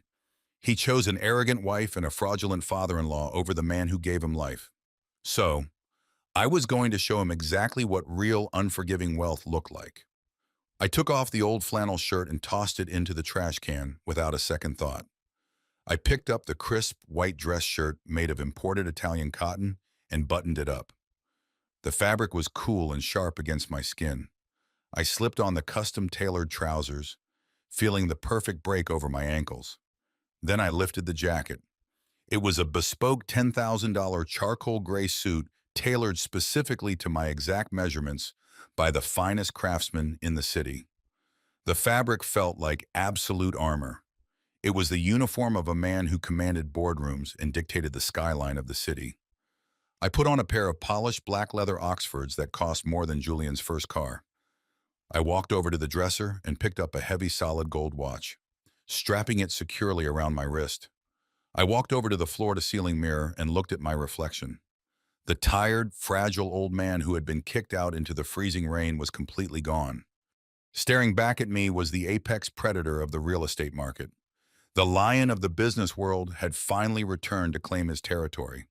My posture was straight, my shoulders were broad, my eyes held no mercy. I looked at the mahogany urn resting on the marble side table. "Watch this, Vivian," I whispered to my late wife. "I am going to clean up our house." I walked back into the living room where Sterling was waiting by the door. My lawyer took one look at my charcoal suit and smiled a very dangerous, knowing smile. He knew the man standing before him was the same man who had ruthlessly built an empire from the ground up. "The police are staging 2 blocks away from the neighborhood," Sterling said, putting his phone into his pocket.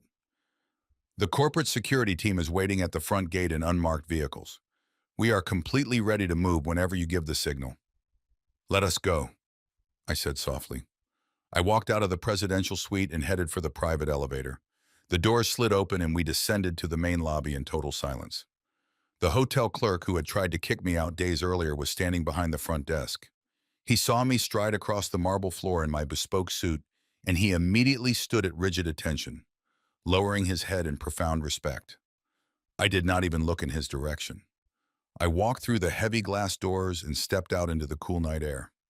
A massive, sleek black Rolls-Royce Phantom was waiting at the curb with the engine purring silently. A professional driver in a dark suit opened the rear door for me. I slid into the luxurious leather seat, and Sterling got in beside me. The door closed, shutting out the noise of the city street. The driver looked at me through the rearview mirror, waiting for his instructions. "Take us to the suburbs." I told the driver, "It is time to crash a party." The neighborhood of Oak Creek Estates had never seen a spectacle quite like this. The sprawling front lawn of my property was illuminated by dozens of ambient landscape lights. A massive white tent stood in the backyard, casting a warm golden glow into the cool night air. The driveway was packed with luxury vehicles. I watched the scene unfold from the tinted windows of the Rolls-Royce Phantom as we idled half a block away. Valets in crisp white uniforms were jogging back and forth, parking the leased Mercedes and BMW sedans of the neighborhood elite. I could hear the faint sound of a live string quartet drifting through the open front doors. Chloe had spared absolutely no expense. She had hired premium caterers who were currently circulating the grand foyer with silver trays of caviar and imported champagne. She was spending $50,000 of phantom money to impress people who would not even look at her if she were broken down on the side of the highway. I watched her through the large bay windows. She was wearing a floor-length emerald green designer gown, laughing a high-pitched fake laugh and clutching a crystal flute. Julian was standing next to her, looking incredibly stiff in his tuxedo. His eyes darted around the room nervously. He knew the absolute terror of his financial reality, but he was trying desperately to play the part of the successful host. He was a hollow man propping up a hollow life, pretending everything was perfect while the ground crumbled beneath his expensive shoes. But the true star of this pathetic theater was Richard. Chloe's father had positioned himself right in the center of my formal living room, holding court like a king. He was surrounded by a circle of older, wealthy white men. These were the managing partners, the senior surgeons, and the aggressive corporate lawyers of the gated community, the very same men who used to give me polite, condescending nods when they saw me pulling weeds in my faded overalls. Richard was drinking a glass of my rarest 20-year-old scotch, a bottle he had shamelessly raided from my locked cellar. He took a slow, arrogant sip and smiled at his captive audience. I rolled down the heavy window of the Rolls-Royce just a crack. The night was quiet enough that the voices from the open living room drifted perfectly down to the street. Richard was talking loudly, making sure his voice carried over the classical music. He was telling them about the house. He told the men that when he first arrived, the place was an absolute disaster. He said it was filled with rusted junk and old, useless furniture belonging to a freeloader. He actually laughed as he described how he had to do a massive clean sweep. He boasted that he completely cleared out the dead weight and threw out the garbage to finally bring the property up to its true potential. He was talking about my clothes. He was talking about the mahogany urn holding my dead wife.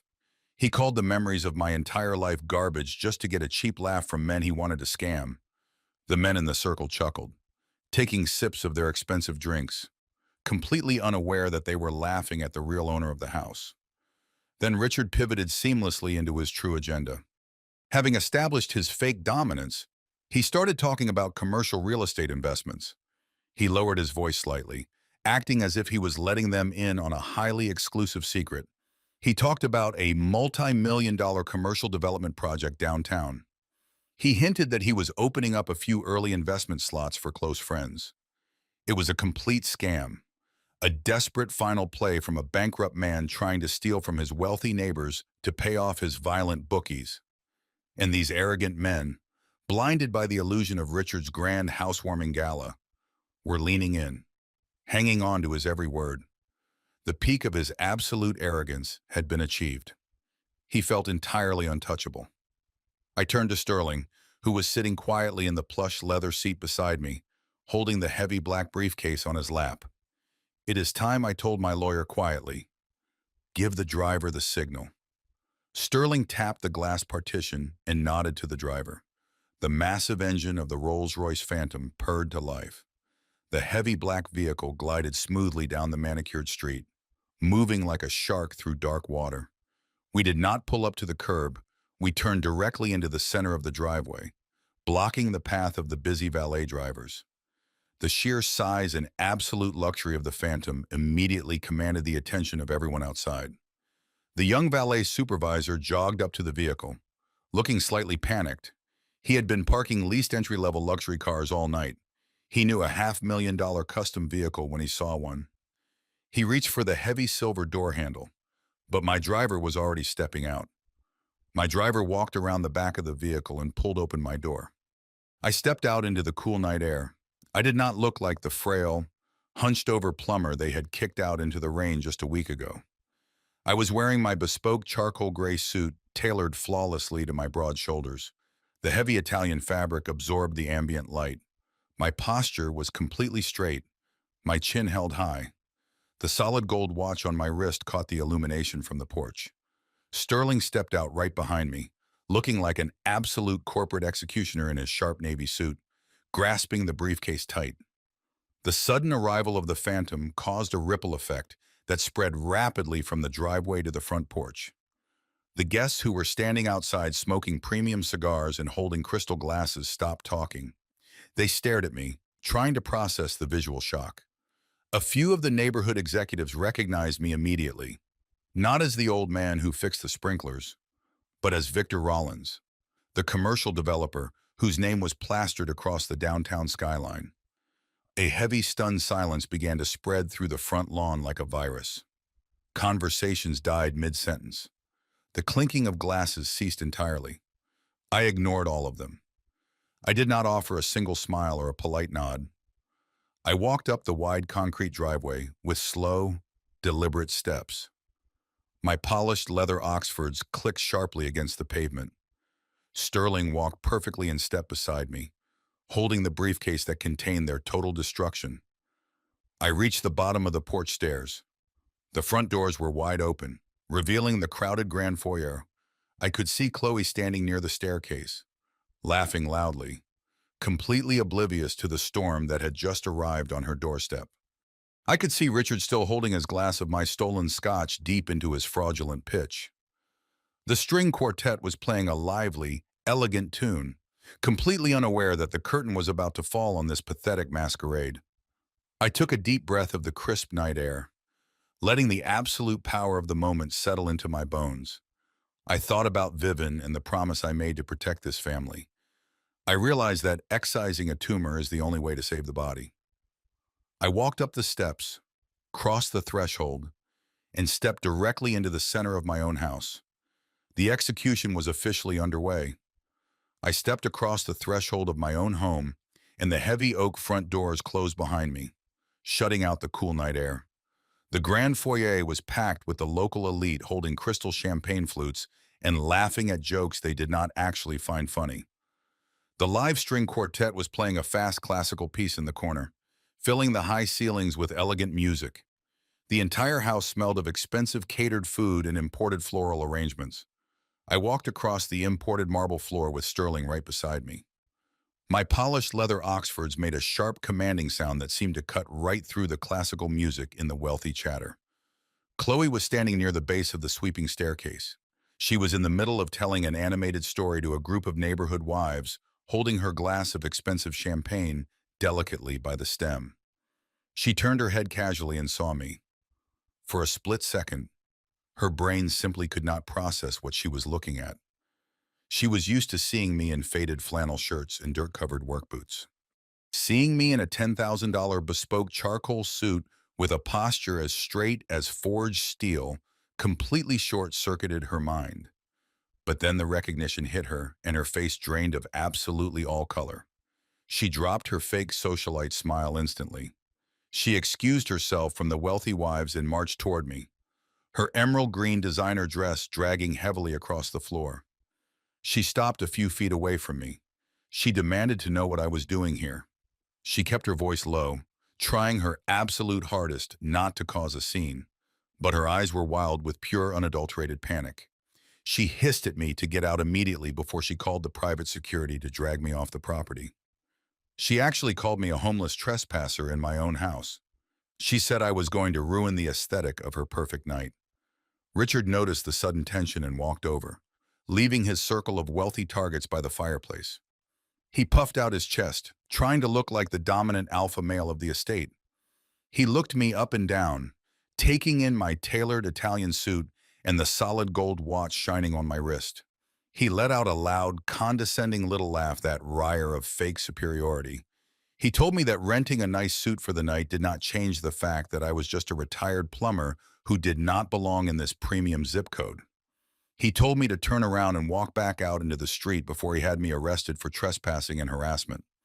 He was so incredibly arrogant, so completely blind to the reality standing right in front of his face. Julian was hovering a few feet behind them, sweating profusely, clutching a glass of scotch and looking down at the floor. Too much of a coward to say a single word to his own father. I did not answer Chloe. I did not look at Richard. I treated them exactly like what they were to me in that specific moment, which was absolutely nothing.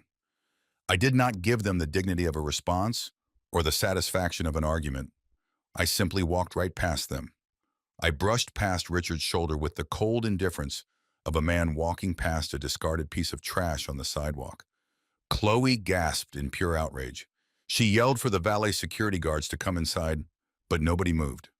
I walked directly toward the center of the massive living room where the most powerful men in the neighborhood were standing. These were the hospital directors, the hedge fund managers, and the senior investment bankers that Richard was desperately trying to scam with his fraudulent investment pitches. As I approached the circle, the men slowly stopped talking. A senior managing partner from the biggest commercial law firm in the city turned around. He held a heavy glass of expensive bourbon in his hand.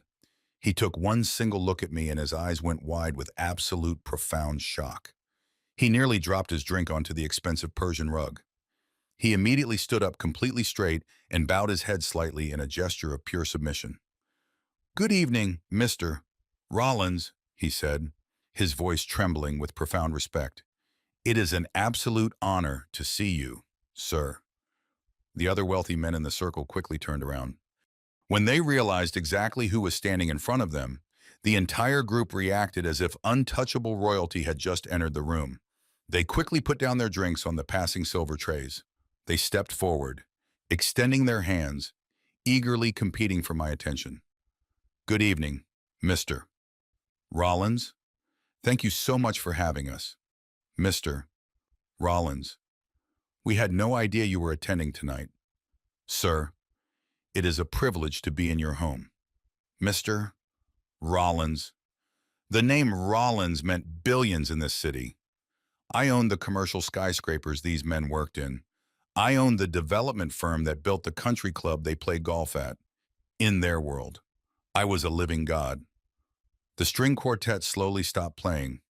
The chatter in the grand foyer died down until the entire room went completely dead silent. Every single guest in the house was staring at the center of the living room, watching the most powerful white men in the gated community bow their heads and eagerly shake the hand of a 73-year-old black man. I turned my head slowly and looked back at the sweeping staircase. Chloe and Richard stood entirely frozen. I watched their faces completely shatter into a million pieces. The sheer absolute horror blooming in their eyes was the most beautiful thing I had ever witnessed in my entire life. Richard was staring at the exact men he had been desperately trying to impress all night long. The men who had looked at him with mild amusement and polite tolerance were now bowing their heads in deep submission to the very man he had thrown out into the freezing rain. The illusion of his aristocratic superiority was violently ripped away in a matter of seconds. He suddenly realized he had just insulted and mocked the apex predator of the entire local economy. His face turned a sickly shade of gray, and his mouth hung open in silent terror. Chloe was literally shaking. She gripped the wooden banister of the staircase so hard her knuckles turned completely white. She was unable to process the reality that was violently collapsing around her. Her father-in-law, the man she thought was a pathetic charity case, the man whose vintage tools she had stolen and sold for pennies, was the undisputed master of their entire universe. The man she had just called a homeless trespasser owned the men she was trying to impress. I looked her dead in the eye across the silent, crowded room. I did not smile. I did not gloat. I just stared at her with the cold, calculating eyes of a man who was about to take absolutely everything she had ever cared about. The panic in her chest was so visible she looked like she was about to collapse right there on the marble floor. Sterling stepped up beside me, opening the golden clasps of his heavy black leather briefcase. The metallic click echoed through the silent house like the cocking of a loaded weapon. The social execution was over. It was time for the legal execution to begin. The silence in the grand living room was absolutely suffocating, the kind of silence that happens right before a massive structure collapses into dust. Every single pair of eyes in that house was locked onto me. The wealthy executives, the surgeons, the country club elite, they all stood completely frozen, holding their expensive drinks. I turned my attention away from the terrified faces of my son and my daughter-in-law. I focused my gaze entirely on Richard. Richard was standing near the grand marble fireplace. A minute ago, he was holding court, acting like the undisputed king of a multi-million-dollar estate.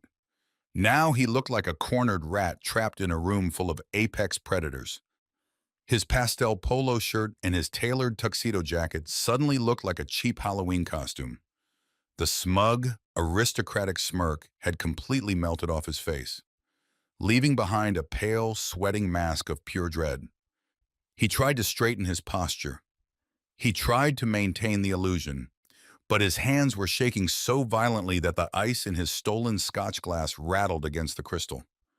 I held out my hand. Sterling. My lawyer reached into his heavy black leather briefcase and pulled out a thick red folder. He placed it firmly into my palm. The folder contained every single pathetic secret Richard had spent the last 5 years desperately trying to hide. I held the folder up so the entire room could see it. I did not need to shout. When a man like me speaks in a room like this, people hold their breath to listen. Richard, I said. My voice was deep and resonant, echoing off the high ceilings of the foyer. It carried the absolute authority of a man who owned the very ground we were all standing on. I see you have been entertaining my guests. I continued taking a slow, deliberate step toward him.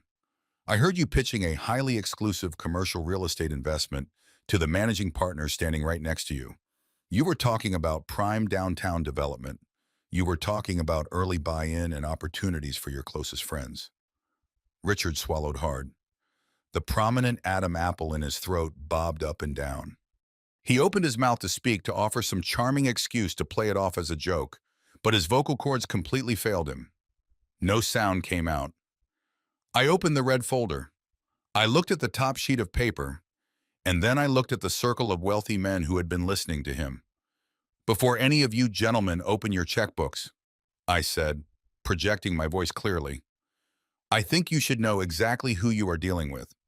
The man standing before you is not a real estate mogul. He is not a retired Wall Street titan. He is an absolute, complete, and total fraud. The gasps rippled through the crowd of wealthy neighbors. The wives covered their mouths in shock. The men tightened their grips on their glasses. I turned my eyes back to Richard. He took a tiny, pathetic step backward, hitting the edge of the marble fireplace. You stand in my house, Richard, I said, my voice dropping to a dangerous, chilling frequency. You drink my 20-year-old scotch. You throw a lavish party using money stolen from my life insurance policy. And you boast to these successful men about your massive investments. But why do you not tell them the truth? Why do you not tell your country club friends that your membership was permanently revoked 6 months ago for unpaid dues? A murmur of disgust swept through the circle of executives in their world. Failing to pay club dues was the ultimate sign of financial decay. Why do you not tell them about the luxury apartment down in the city? I continued, stepping even closer. The apartment you told my son you were having minor lease issues with. Why do you not tell everyone in this room that you did not choose to leave that apartment? You were forcefully evicted by the county sheriff's department because you have not paid rent in nearly a year. You are completely homeless. Richard, you are an uninvited squatter hiding in a house that I own. Richard started to hyperventilate. His face turned a sickly shade of gray. He looked around the room, desperately searching for a friendly face, searching for an ally. But the men he had been trying to impress were now staring at him with absolute profound revulsion. Wealthy people despise nothing more than a parasite pretending to be one of them. But I was not done. I was not even close to being done. I pulled the second document from the red folder. I held it up for the room to see. Let us talk about your investments. Richard, I said once, my voice cutting through the heavy tension like a surgical blade. Let us talk about the $1.5 million you currently owe. And we are not talking about bank loans or corporate debt. You owe $1.5 million to illegal offshore bookies and violent underground lenders to feed a degenerate gambling addiction. The entire living room erupted in shocked whispers. Men began to physically step away from Richard. They did not want to be anywhere near a man tied to violent criminals. They realized they had been sharing drinks and laughing with a desperate con artist who was trying to use their money to save his own broken legs. Richard finally found his voice. It was a weak, pathetic squeak. That is a lie. He stammered, looking around wildly. He is lying. He is just a crazy old man trying to ruin my family. Do not listen to him. I did not even blink. I pulled out the final stack of papers from the folder. They were bank statements highlighted in bright yellow marker. If I am lying, Richard, I challenged him. Then perhaps you can explain these bank transfers. I turned my body slightly so I was addressing not just Richard, but my son Julian, who was standing frozen near the staircase. Julian was sweating profusely, completely paralyzed by the sheer magnitude of the destruction happening in his living room. Julian. I called out. My son flinched as if I had physically struck him. Did you know that for the past 3 weeks your loving wife has been completely draining your joint savings accounts? Did you know that the money you thought was going toward your car payments and your mortgage was actually being wired to offshore holding companies? Julian's eyes widened in sheer absolute terror. He looked at Chloe, who was violently shaking her head, crying silent, panicked tears. It is true, Julian. I said, slamming the undeniable truth into his chest. Your wife has been stealing your hard-earned money, your entire financial future, to pay off her father's illegal gambling debts. That is why your car was repossessed in the middle of the night. That is why you are completely broke. You let this man sleep under your roof, and he repaid you by letting his daughter bleed you entirely dry. Julian dropped his glass of scotch. It shattered against the hardwood floor. But nobody even jumped. The sound of breaking glass was nothing compared to the sound of Julian's reality completely shattering into a million irreparable pieces. He grabbed his hair with both hands, letting out a low, guttural sound of pure agony. He looked at Chloe with an expression of absolute disgust and betrayal. He finally realized that the woman he chose over his own father was the very person bankrupting him. I turned back to Richard. The destruction of his aristocratic mask was beautifully complete. He was no longer a proud, wealthy investor. He was a pathetic, exposed beggar standing in the middle of a room full of people who now looked at him like he was a diseased animal. The physical reaction of the crowd was incredible to watch. The senior surgeons, the corporate lawyers, the hedge fund managers, the very men Richard desperately needed to validate his existence, slowly turned their backs on him. They took several large steps away, creating a wide, empty circle of isolation around him. They looked at his pastel polo shirt and his leased tuxedo with sheer, unadulterated contempt. He was infected, and they wanted absolutely nothing to do with him. "Get out of my house!" "Richard," I said. My voice was calm, but it carried the weight of an absolute, undeniable command. "You are a fraud. You are a thief. And you are officially out of time." Richard stood completely alone in the center of the Persian rug. He looked at the faces of the disgusted neighbors. He looked at his weeping daughter. He looked at the shattered, broken man who was his son-in-law. He had absolutely nowhere left to hide. His fake world was dead. And I was the one who pulled the trigger. I stepped across the threshold of my own home, and the heavy oak front doors closed behind me, shutting out the cool night air. The grand foyer was packed with the local elite holding crystal champagne flutes and laughing at jokes they did not actually find funny. The live string quartet was playing a fast classical piece in the corner, filling the high ceilings with elegant music. The entire house smelled of expensive catered food and imported floral arrangements. I walked across the imported marble floor with Sterling right beside me. My polished leather Oxfords made a sharp, commanding sound that seemed to cut right through the classical music and the wealthy chatter. Chloe was standing near the base of the sweeping staircase. She was in the middle of telling an animated story to a group of neighborhood wives, holding her glass of expensive champagne delicately by the stem. She turned her head casually and saw me. For a split second, her brain simply could not process what she was looking at. She was used to seeing me in faded flannel shirts and dirt-covered work boots. Seeing me in a $10,000 bespoke charcoal suit with a posture as straight as forged steel, completely short, circuited her mind. But then the recognition hit her, and her face drained of absolutely all color. She dropped her fake socialite smile instantly. She excused herself from the wealthy wives and marched toward me, her emerald green designer dress dragging heavily across the floor. She stopped a few feet away from me. She demanded to know what I was doing here. She kept her voice low, trying her absolute hardest not to cause a scene, but her eyes were wild with pure, unadulterated panic. She hissed at me to get out immediately before she called the private security to drag me off the property. She actually called me a homeless trespasser in my own house. She said I was going to ruin the aesthetic of her perfect night. The destruction of Richard left a heavy, suffocating silence in the room. The wealthy guests were staring at the floor, unable to look at the pathetic man standing by the fireplace. Julian was still clutching his head, lost in the realization that his wife had bankrupted him. But Chloe was a different breed of toxic. While her husband crumbled and her father withered, her sheer arrogant entitlement violently kicked in. She could not process defeat. Her narcissistic brain simply rejected the reality of what was happening. Her face turned bright red, contrasting violently with her emerald green designer dress. She stomped across the marble floor, pointing a manicured finger directly at my face. "Get out!" she screamed. Her high-pitched voice shattered the quiet tension in the grand foyer. I do not care who you think you are or what lies you are spreading about my family. You are a bitter, jealous old man trying to ruin my life. This is my house. Do you hear me? This is my home. I am the lady of this house, and you are nothing but a trespasser. I want you out of my house right this second, or I swear to God, I will have the security guards drag you out by your cheap collar. I did not flinch. I did not move a single muscle. I just stood there, looking at her with absolute profound pity.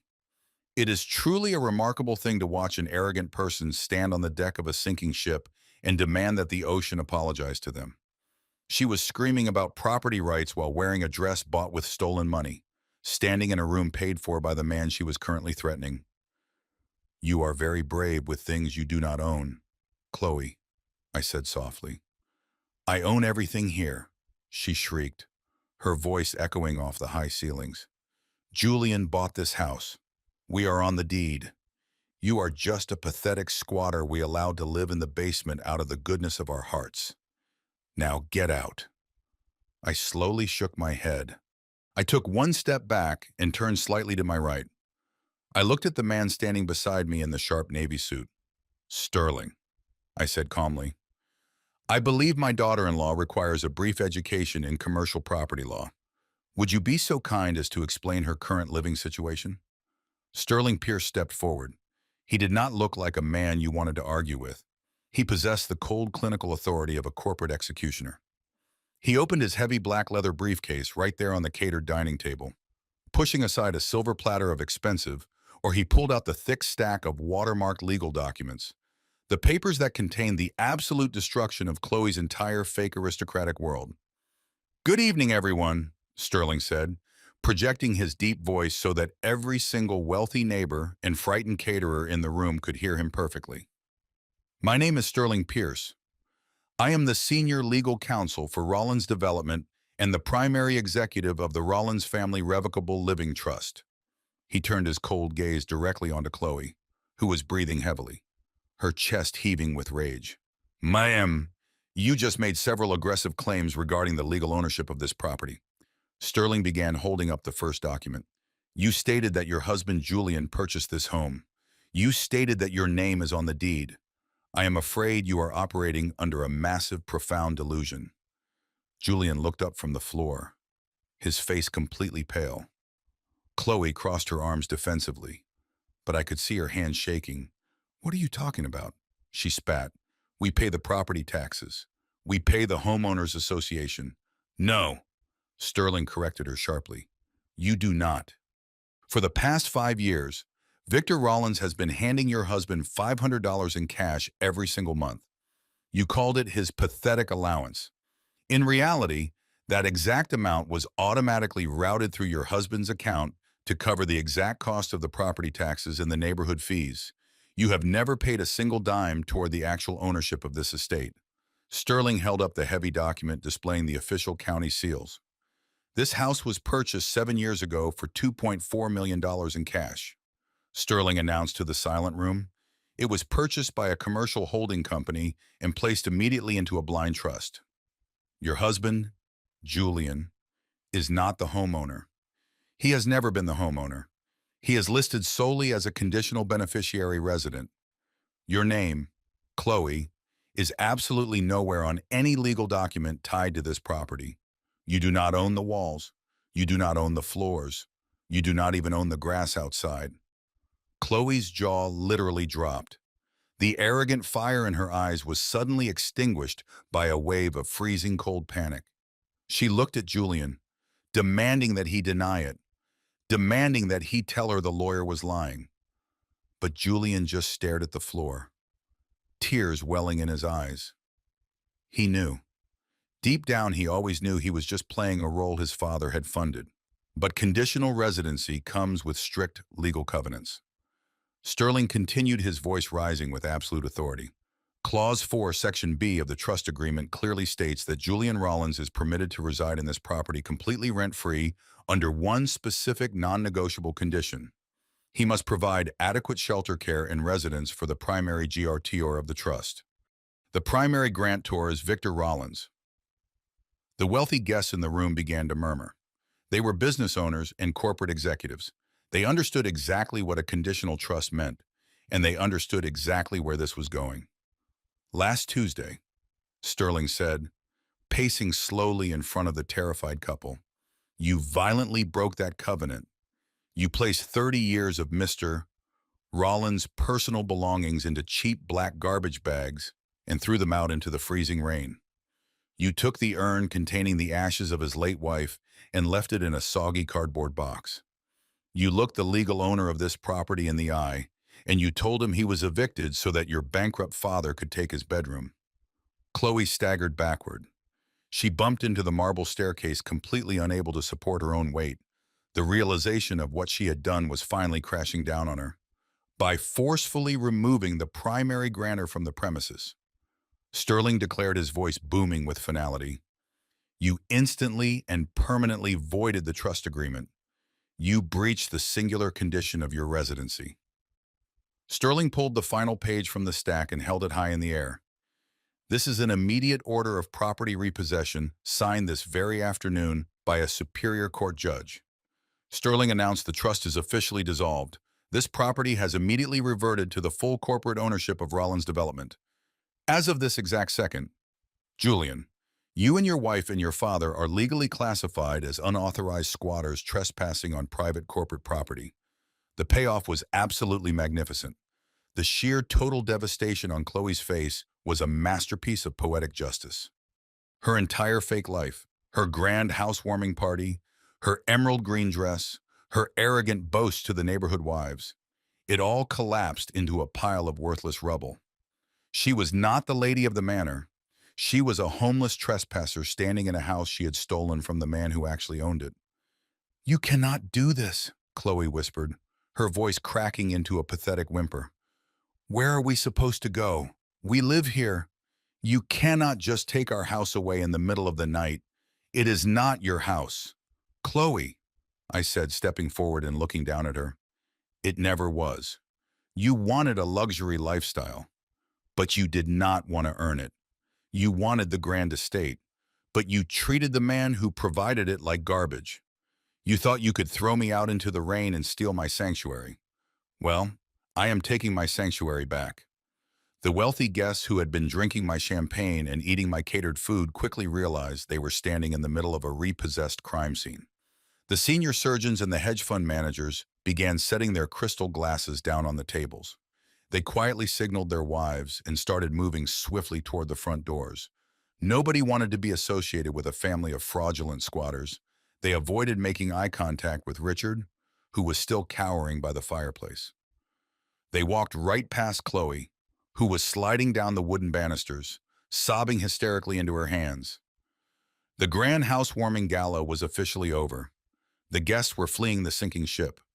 But the absolute best part of the night was still waiting outside, because taking their house, taking their pride, and taking their social standing was only the civil penalty. I looked at Sterling and nodded. My lawyer reached into his pocket and pulled out his phone. He sent a single text message. 10 seconds later, the peaceful silence of the upscale suburban street was shattered by the loud wailing of approaching sirens. Red and blue lights began flashing rapidly, illuminating the large bay windows of the grand foyer. The criminal penalty had finally arrived. The piercing wail of police sirens shattered the quiet elegance of the upscale neighborhood. Through the massive bay windows of the grand foyer, the harsh flashing of red and blue emergency lights painted the walls in violent sweeping strokes. The remaining wealthy guests, who had been lingering in the corners, hoping to quietly observe the drama, suddenly realized that the situation had escalated from a high society scandal to an active crime scene. The caterers abandoned their silver trays of expensive appetizers on the dining tables. The string quartet had already packed their instruments and fled out the side doors. Panic, a very specific kind of upper-class panic, completely took over the room. The men and women who had spent the evening drinking my stolen champagne shoved past each other in a desperate rush to get out the front doors before their reputations were stained by proximity to an arrest. I stood in the center of the marble floor, perfectly still in my bespoke charcoal suit. Sterling stood right beside me, holding his leather briefcase like a shield of absolute authority. We watched as the heavy wooden doors swung wide open. Detective Miller stepped across the threshold. He was a seasoned investigator who had zero patience for wealthy criminals playing the victim. He was followed by four uniformed police officers, their duty belts clinking sharply in the suddenly empty foyer. They did not wipe their boots. They did not care about the pristine imported rugs or the expensive floral arrangements. They moved with absolute tactical precision, spreading out to secure the immediate area. Chloe was standing near the base of the sweeping staircase. Her emerald green designer gown looked utterly ridiculous in the harsh flashing lights of the police cruisers parked outside. She stared at the uniformed officers with wide, unblinking eyes. Her brain was completely short-circuiting. She was a woman who believed that people in her tax bracket simply did not get arrested. She thought the law was something that only applied to the poor and the desperate. She was about to receive a very aggressive education in reality. Chloe Rollins. Detective Miller announced, his deep voice echoing off the high ceilings. Step forward and keep your hands where I can see them. Chloe physically recoiled, pressing her back against the wooden banister. What is happening? She shrieked, her voice cracking into a hysterical pitch. Why are the police in my house? You cannot be here. I demand that you leave immediately. I know the mayor. I will have all of your badges for this outrage. You do not own this house. Mrs. Rollins, Detective Miller replied, his tone entirely devoid of sympathy. And you are in absolutely no position to demand anything. You are under arrest. He pulled a heavy folded document from his jacket pocket. He read the charges loud and clear, ensuring that Julian and Richard heard every single devastating word. You are being charged with felony wire fraud. You are being charged with identity theft and the forgery of a financial instrument. You are also being charged with grand larceny and the trafficking of stolen goods across state lines. That is a lie. Chloe screamed, tears of sheer panic finally spilling over her carefully applied makeup. It is a lie. That crazy old man is making things up because he is senile and jealous of us. He abandoned his junk in the garage and I just cleaned it up. I did not forge anything. Detective Miller did not even blink. We have the digital tracking data from the insurance company proving the fraudulent loan application was sent from your personal laptop. He stated coldly, we have the bank routing number showing you attempted to deposit $50,000 stolen dollars directly into your private checking account. And we have crystal clear high-definition video footage of you standing in that garage signing a fraudulent bill of sale and accepting illegal cash for antique items you did not own. The undercover broker you sold them to works directly with our financial crimes unit. The color completely drained from Chloe's face. The arrogant fire that had fueled her entire life was instantly extinguished by the freezing water of undeniable evidence. She looked at me standing quietly across the room. She finally realized the absolute magnitude of the trap she had walked blindly into. I had not just caught her stealing, I had meticulously documented her entire criminal process and handed it to the authorities on a silver platter. Two uniformed officers stepped forward. They grabbed her arms and pulled them roughly behind her back. The sharp metallic click of the steel handcuffs locking around her wrists echoed through the grand foyer. It was the most beautiful sound I had heard in 10 years. Chloe broke down completely. Her knees buckled and the officers had to hold her up by her arms to keep her from collapsing onto the marble floor. She sobbed hysterically, begging Julian to do something, begging her father to call a lawyer. Her designer dress was wrinkled and stained with her own tears. The self-proclaimed lady of the manor was being dragged out of the front doors like a common thief. While Chloe was screaming, I noticed movement out of the corner of my eye. Richard, the proud aristocrat, the man who had ordered me out of my own home, was attempting to slip away. While the police were focused on his daughter, he was literally tiptoeing toward the hallway that led to the catering kitchen in the back exit.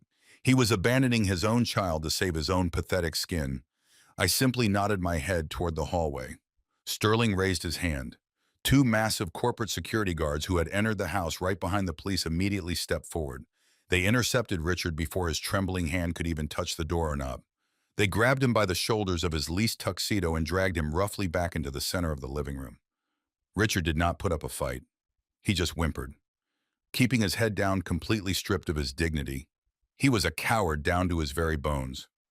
Julian had watched his entire world disintegrate in the span of 5 minutes. He watched his wife get dragged out the front doors in steel handcuffs.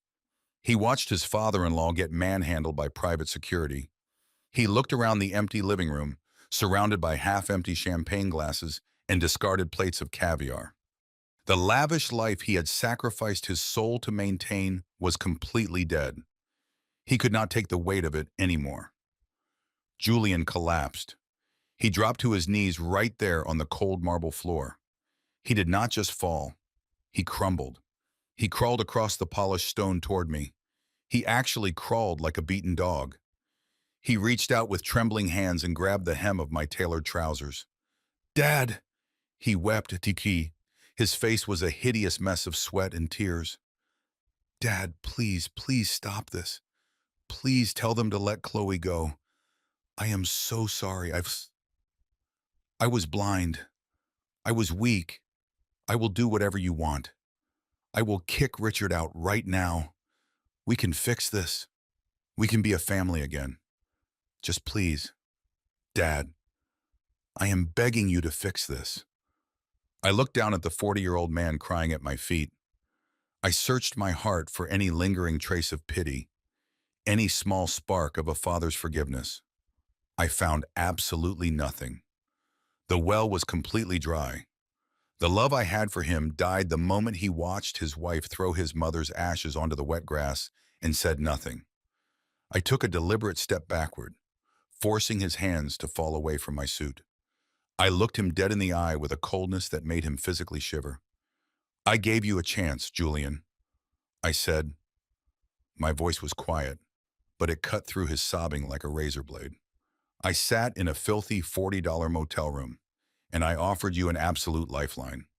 I told you that if you stood up like a man and defended your father, I would make all your debts disappear.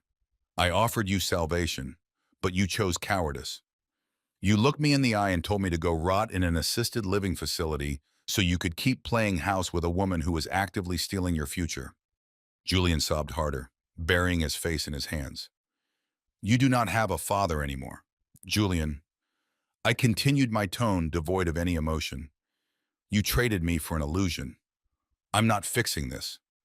This is the exact life you built for yourself. Now you get to live in the ruins of it." Detective Miller stepped forward, looking down at Julian and Richard with profound disgust. "The property now legally belongs to Rollins Development." The detective stated his voice, leaving no room for argument. "You are both actively trespassing. You have exactly 1 hour to gather your personal belongings. You are only permitted to take what you can physically carry in your own hands. After 60 minutes, my officers will clear this building. Anyone remaining inside will be arrested and charged with criminal trespassing." I turned my back on my weeping son and his pathetic father-in-law. I walked over to the grand fireplace. I picked up the mahogany urn containing my beautiful Vivian. I held her close to my chest, knowing I had finally cleaned the infection out of our home. The execution was complete. Order had been restored. The garbage was finally being taken out. 6 months have passed since the night the flashing red and blue police lights washed over the pristine driveway of my property. The changing of the seasons brought a cold, crisp winter to the city, but my heart has never felt warmer or more secure. The sprawling house in the upscale gated community no longer smells like cheap catered caviar or expensive imported champagne. It smells like fresh paint, polished wood, and the sweet lavender perfume my beautiful Vivian always used to wear. The transformation of this space was not just physical. It was a complete spiritual cleansing. I completely gutted every single room that Chloe had arrogantly redecorated. I tore up the expensive imported rugs and threw away the ridiculous modern art she bought with stolen money. I reclaimed my territory entirely, but I did not move back into the massive empty house to live alone. A property this size, built on a foundation of hard work, is meant to serve a much higher purpose than isolating one old man. I transferred the deed of the property from my commercial development firm to a newly established nonprofit organization. I officially named it the Vivian Rollins Foundation. We completely remodeled the entire ground floor. The master suite where Richard briefly and illegally squatted is now a fully functioning legal clinic. I hired Sterling Pierce to direct a team of ruthless, dedicated attorneys. We provide absolute free legal representation for senior citizens who are being financially abused and manipulated by their own toxic families. Every single day, elderly men and women walk through my front doors looking defeated, terrified, and completely broken. They are experiencing the exact same nightmare I went through. Their children are stealing their retirement pensions, forging their signatures, and trying to force them into state-run facilities just to steal their homes. My team listens to them. We protect them. We file the emergency injunctions. We freeze the compromised bank accounts. And we legally destroy the parasites who think old age equals weakness. Vivian would have absolutely loved this. She always believed that true wealth was measured strictly by how many vulnerable people you could protect. Protection comes with a very heavy price for those who try to break the rules. Chloe learned that lesson in the harshest environment possible. Her expensive defense attorney tried desperately to negotiate a plea deal, but the sheer volume of undeniable evidence we handed to the district attorney made that completely impossible. The high-definition video of her selling my antique tools and the digital tracking of the forged life insurance loan were absolute nails in her coffin. The judge was completely unforgiving during the sentencing hearing. He called her actions a masterclass in predatory greed. Chloe was convicted of felony wire fraud and elder financial abuse. She was sentenced to 7 years in a state penitentiary. The self-proclaimed lady of the manor traded her emerald green designer gowns for a standard-issue bright orange jumpsuit. She sits in a small concrete cell completely stripped of her fake social status and her stolen luxury. The wealthy neighborhood wives she desperately tried to impress do not write her letters. They erased her from their memories the very second the police cruisers drove her away from my driveway. Julian and Richard avoided criminal charges, but their civil and financial reality is a miserable prison all its own. Julian lost his prestigious job at the corporate firm.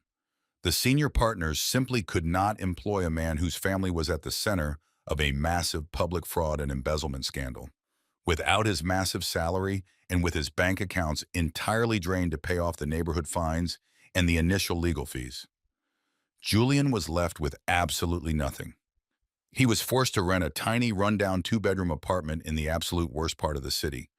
And the most poetic part of his punishment is his new roommate. Julian is now living with Richard. The two men who thought they were fundamentally better than me are now trapped together in a damp, miserable apartment. Richard still owes over $1 million to violent underground bookies, and he refuses to get a real job. Julian is working 60 hours a week at a low-level logistics warehouse just to keep the lights on and buy cheap groceries for the man who helped ruin his life. Julian chose to protect Richard over his own father, and now he gets to spend the rest of his life paying for that cowardly decision. He calls my corporate office sometimes, leaving desperate voicemails, begging for a second chance, begging for a small loan just to get back on his feet. I never listen to them. I press delete and continue my day. The sun is starting to set over the gated community, casting long golden shadows across the pristine front lawn. I walk out onto the mahogany deck holding a cold glass of sweet tea. Sitting right there in its rightful place is the wooden porch swing. After Thomas secured my vintage tools in the storage facility, I had him track down the master carpenter who originally helped me build the swing decades ago. We carefully repaired the splintered armrest that Richard had carelessly destroyed. We sanded it down and painted it a fresh, pristine white. It looks exactly the way it did when Vivian and I used to sit here watching the neighborhood children ride their bicycles down the street. I sit down on the swing, feeling the sturdy wood support my weight. The heavy, suffocating burden of pretending to be a frail, helpless old man is completely gone. I look over at the small side table where the mahogany urn rests peacefully in the evening breeze. I kept my promise. Vivian, I whisper to the quiet air. I cleaned up our house. I protected what we built. I did not let them destroy our legacy. I take a slow sip of the sweet tea. My heart is completely still. I have zero regrets about the path I chose. Sometimes you have to burn a dead bridge to illuminate the path forward. I lost a son, but I saved my own soul. and I am using my strength to save hundreds of others. Blood makes you related, but loyalty and respect make you family. For too long, we tolerate disrespect from those we love, believing that suffering and silence is the ultimate sacrifice of a parent. But dignity is not a currency to be traded for temporary peace. When you allow arrogance and greed to trample over your kindness, you aren't protecting your children. You are helping them build their own prisons. Real power isn't always in the volume of your voice, but in the certainty of your boundaries. Walk away from toxic tables, even if you paid for the meal. Did you enjoy my story? Let me know what you think about how I handled Julian and Chloe in the comments section below. Do you think Julian deserves a second chance? Or did he get exactly what he deserved? Please hit the like button and subscribe to the channel for more stories of justice and truth. Share this video with anyone who needs a reminder to stand up for their own dignity. Thank you for listening. Thank you for listening. Thank you for listening. Thank you for listening. Thank you for listening. Thank you for listening. Thank you for listening. Thank you for listening. Thank you for listening. Thank you for listening.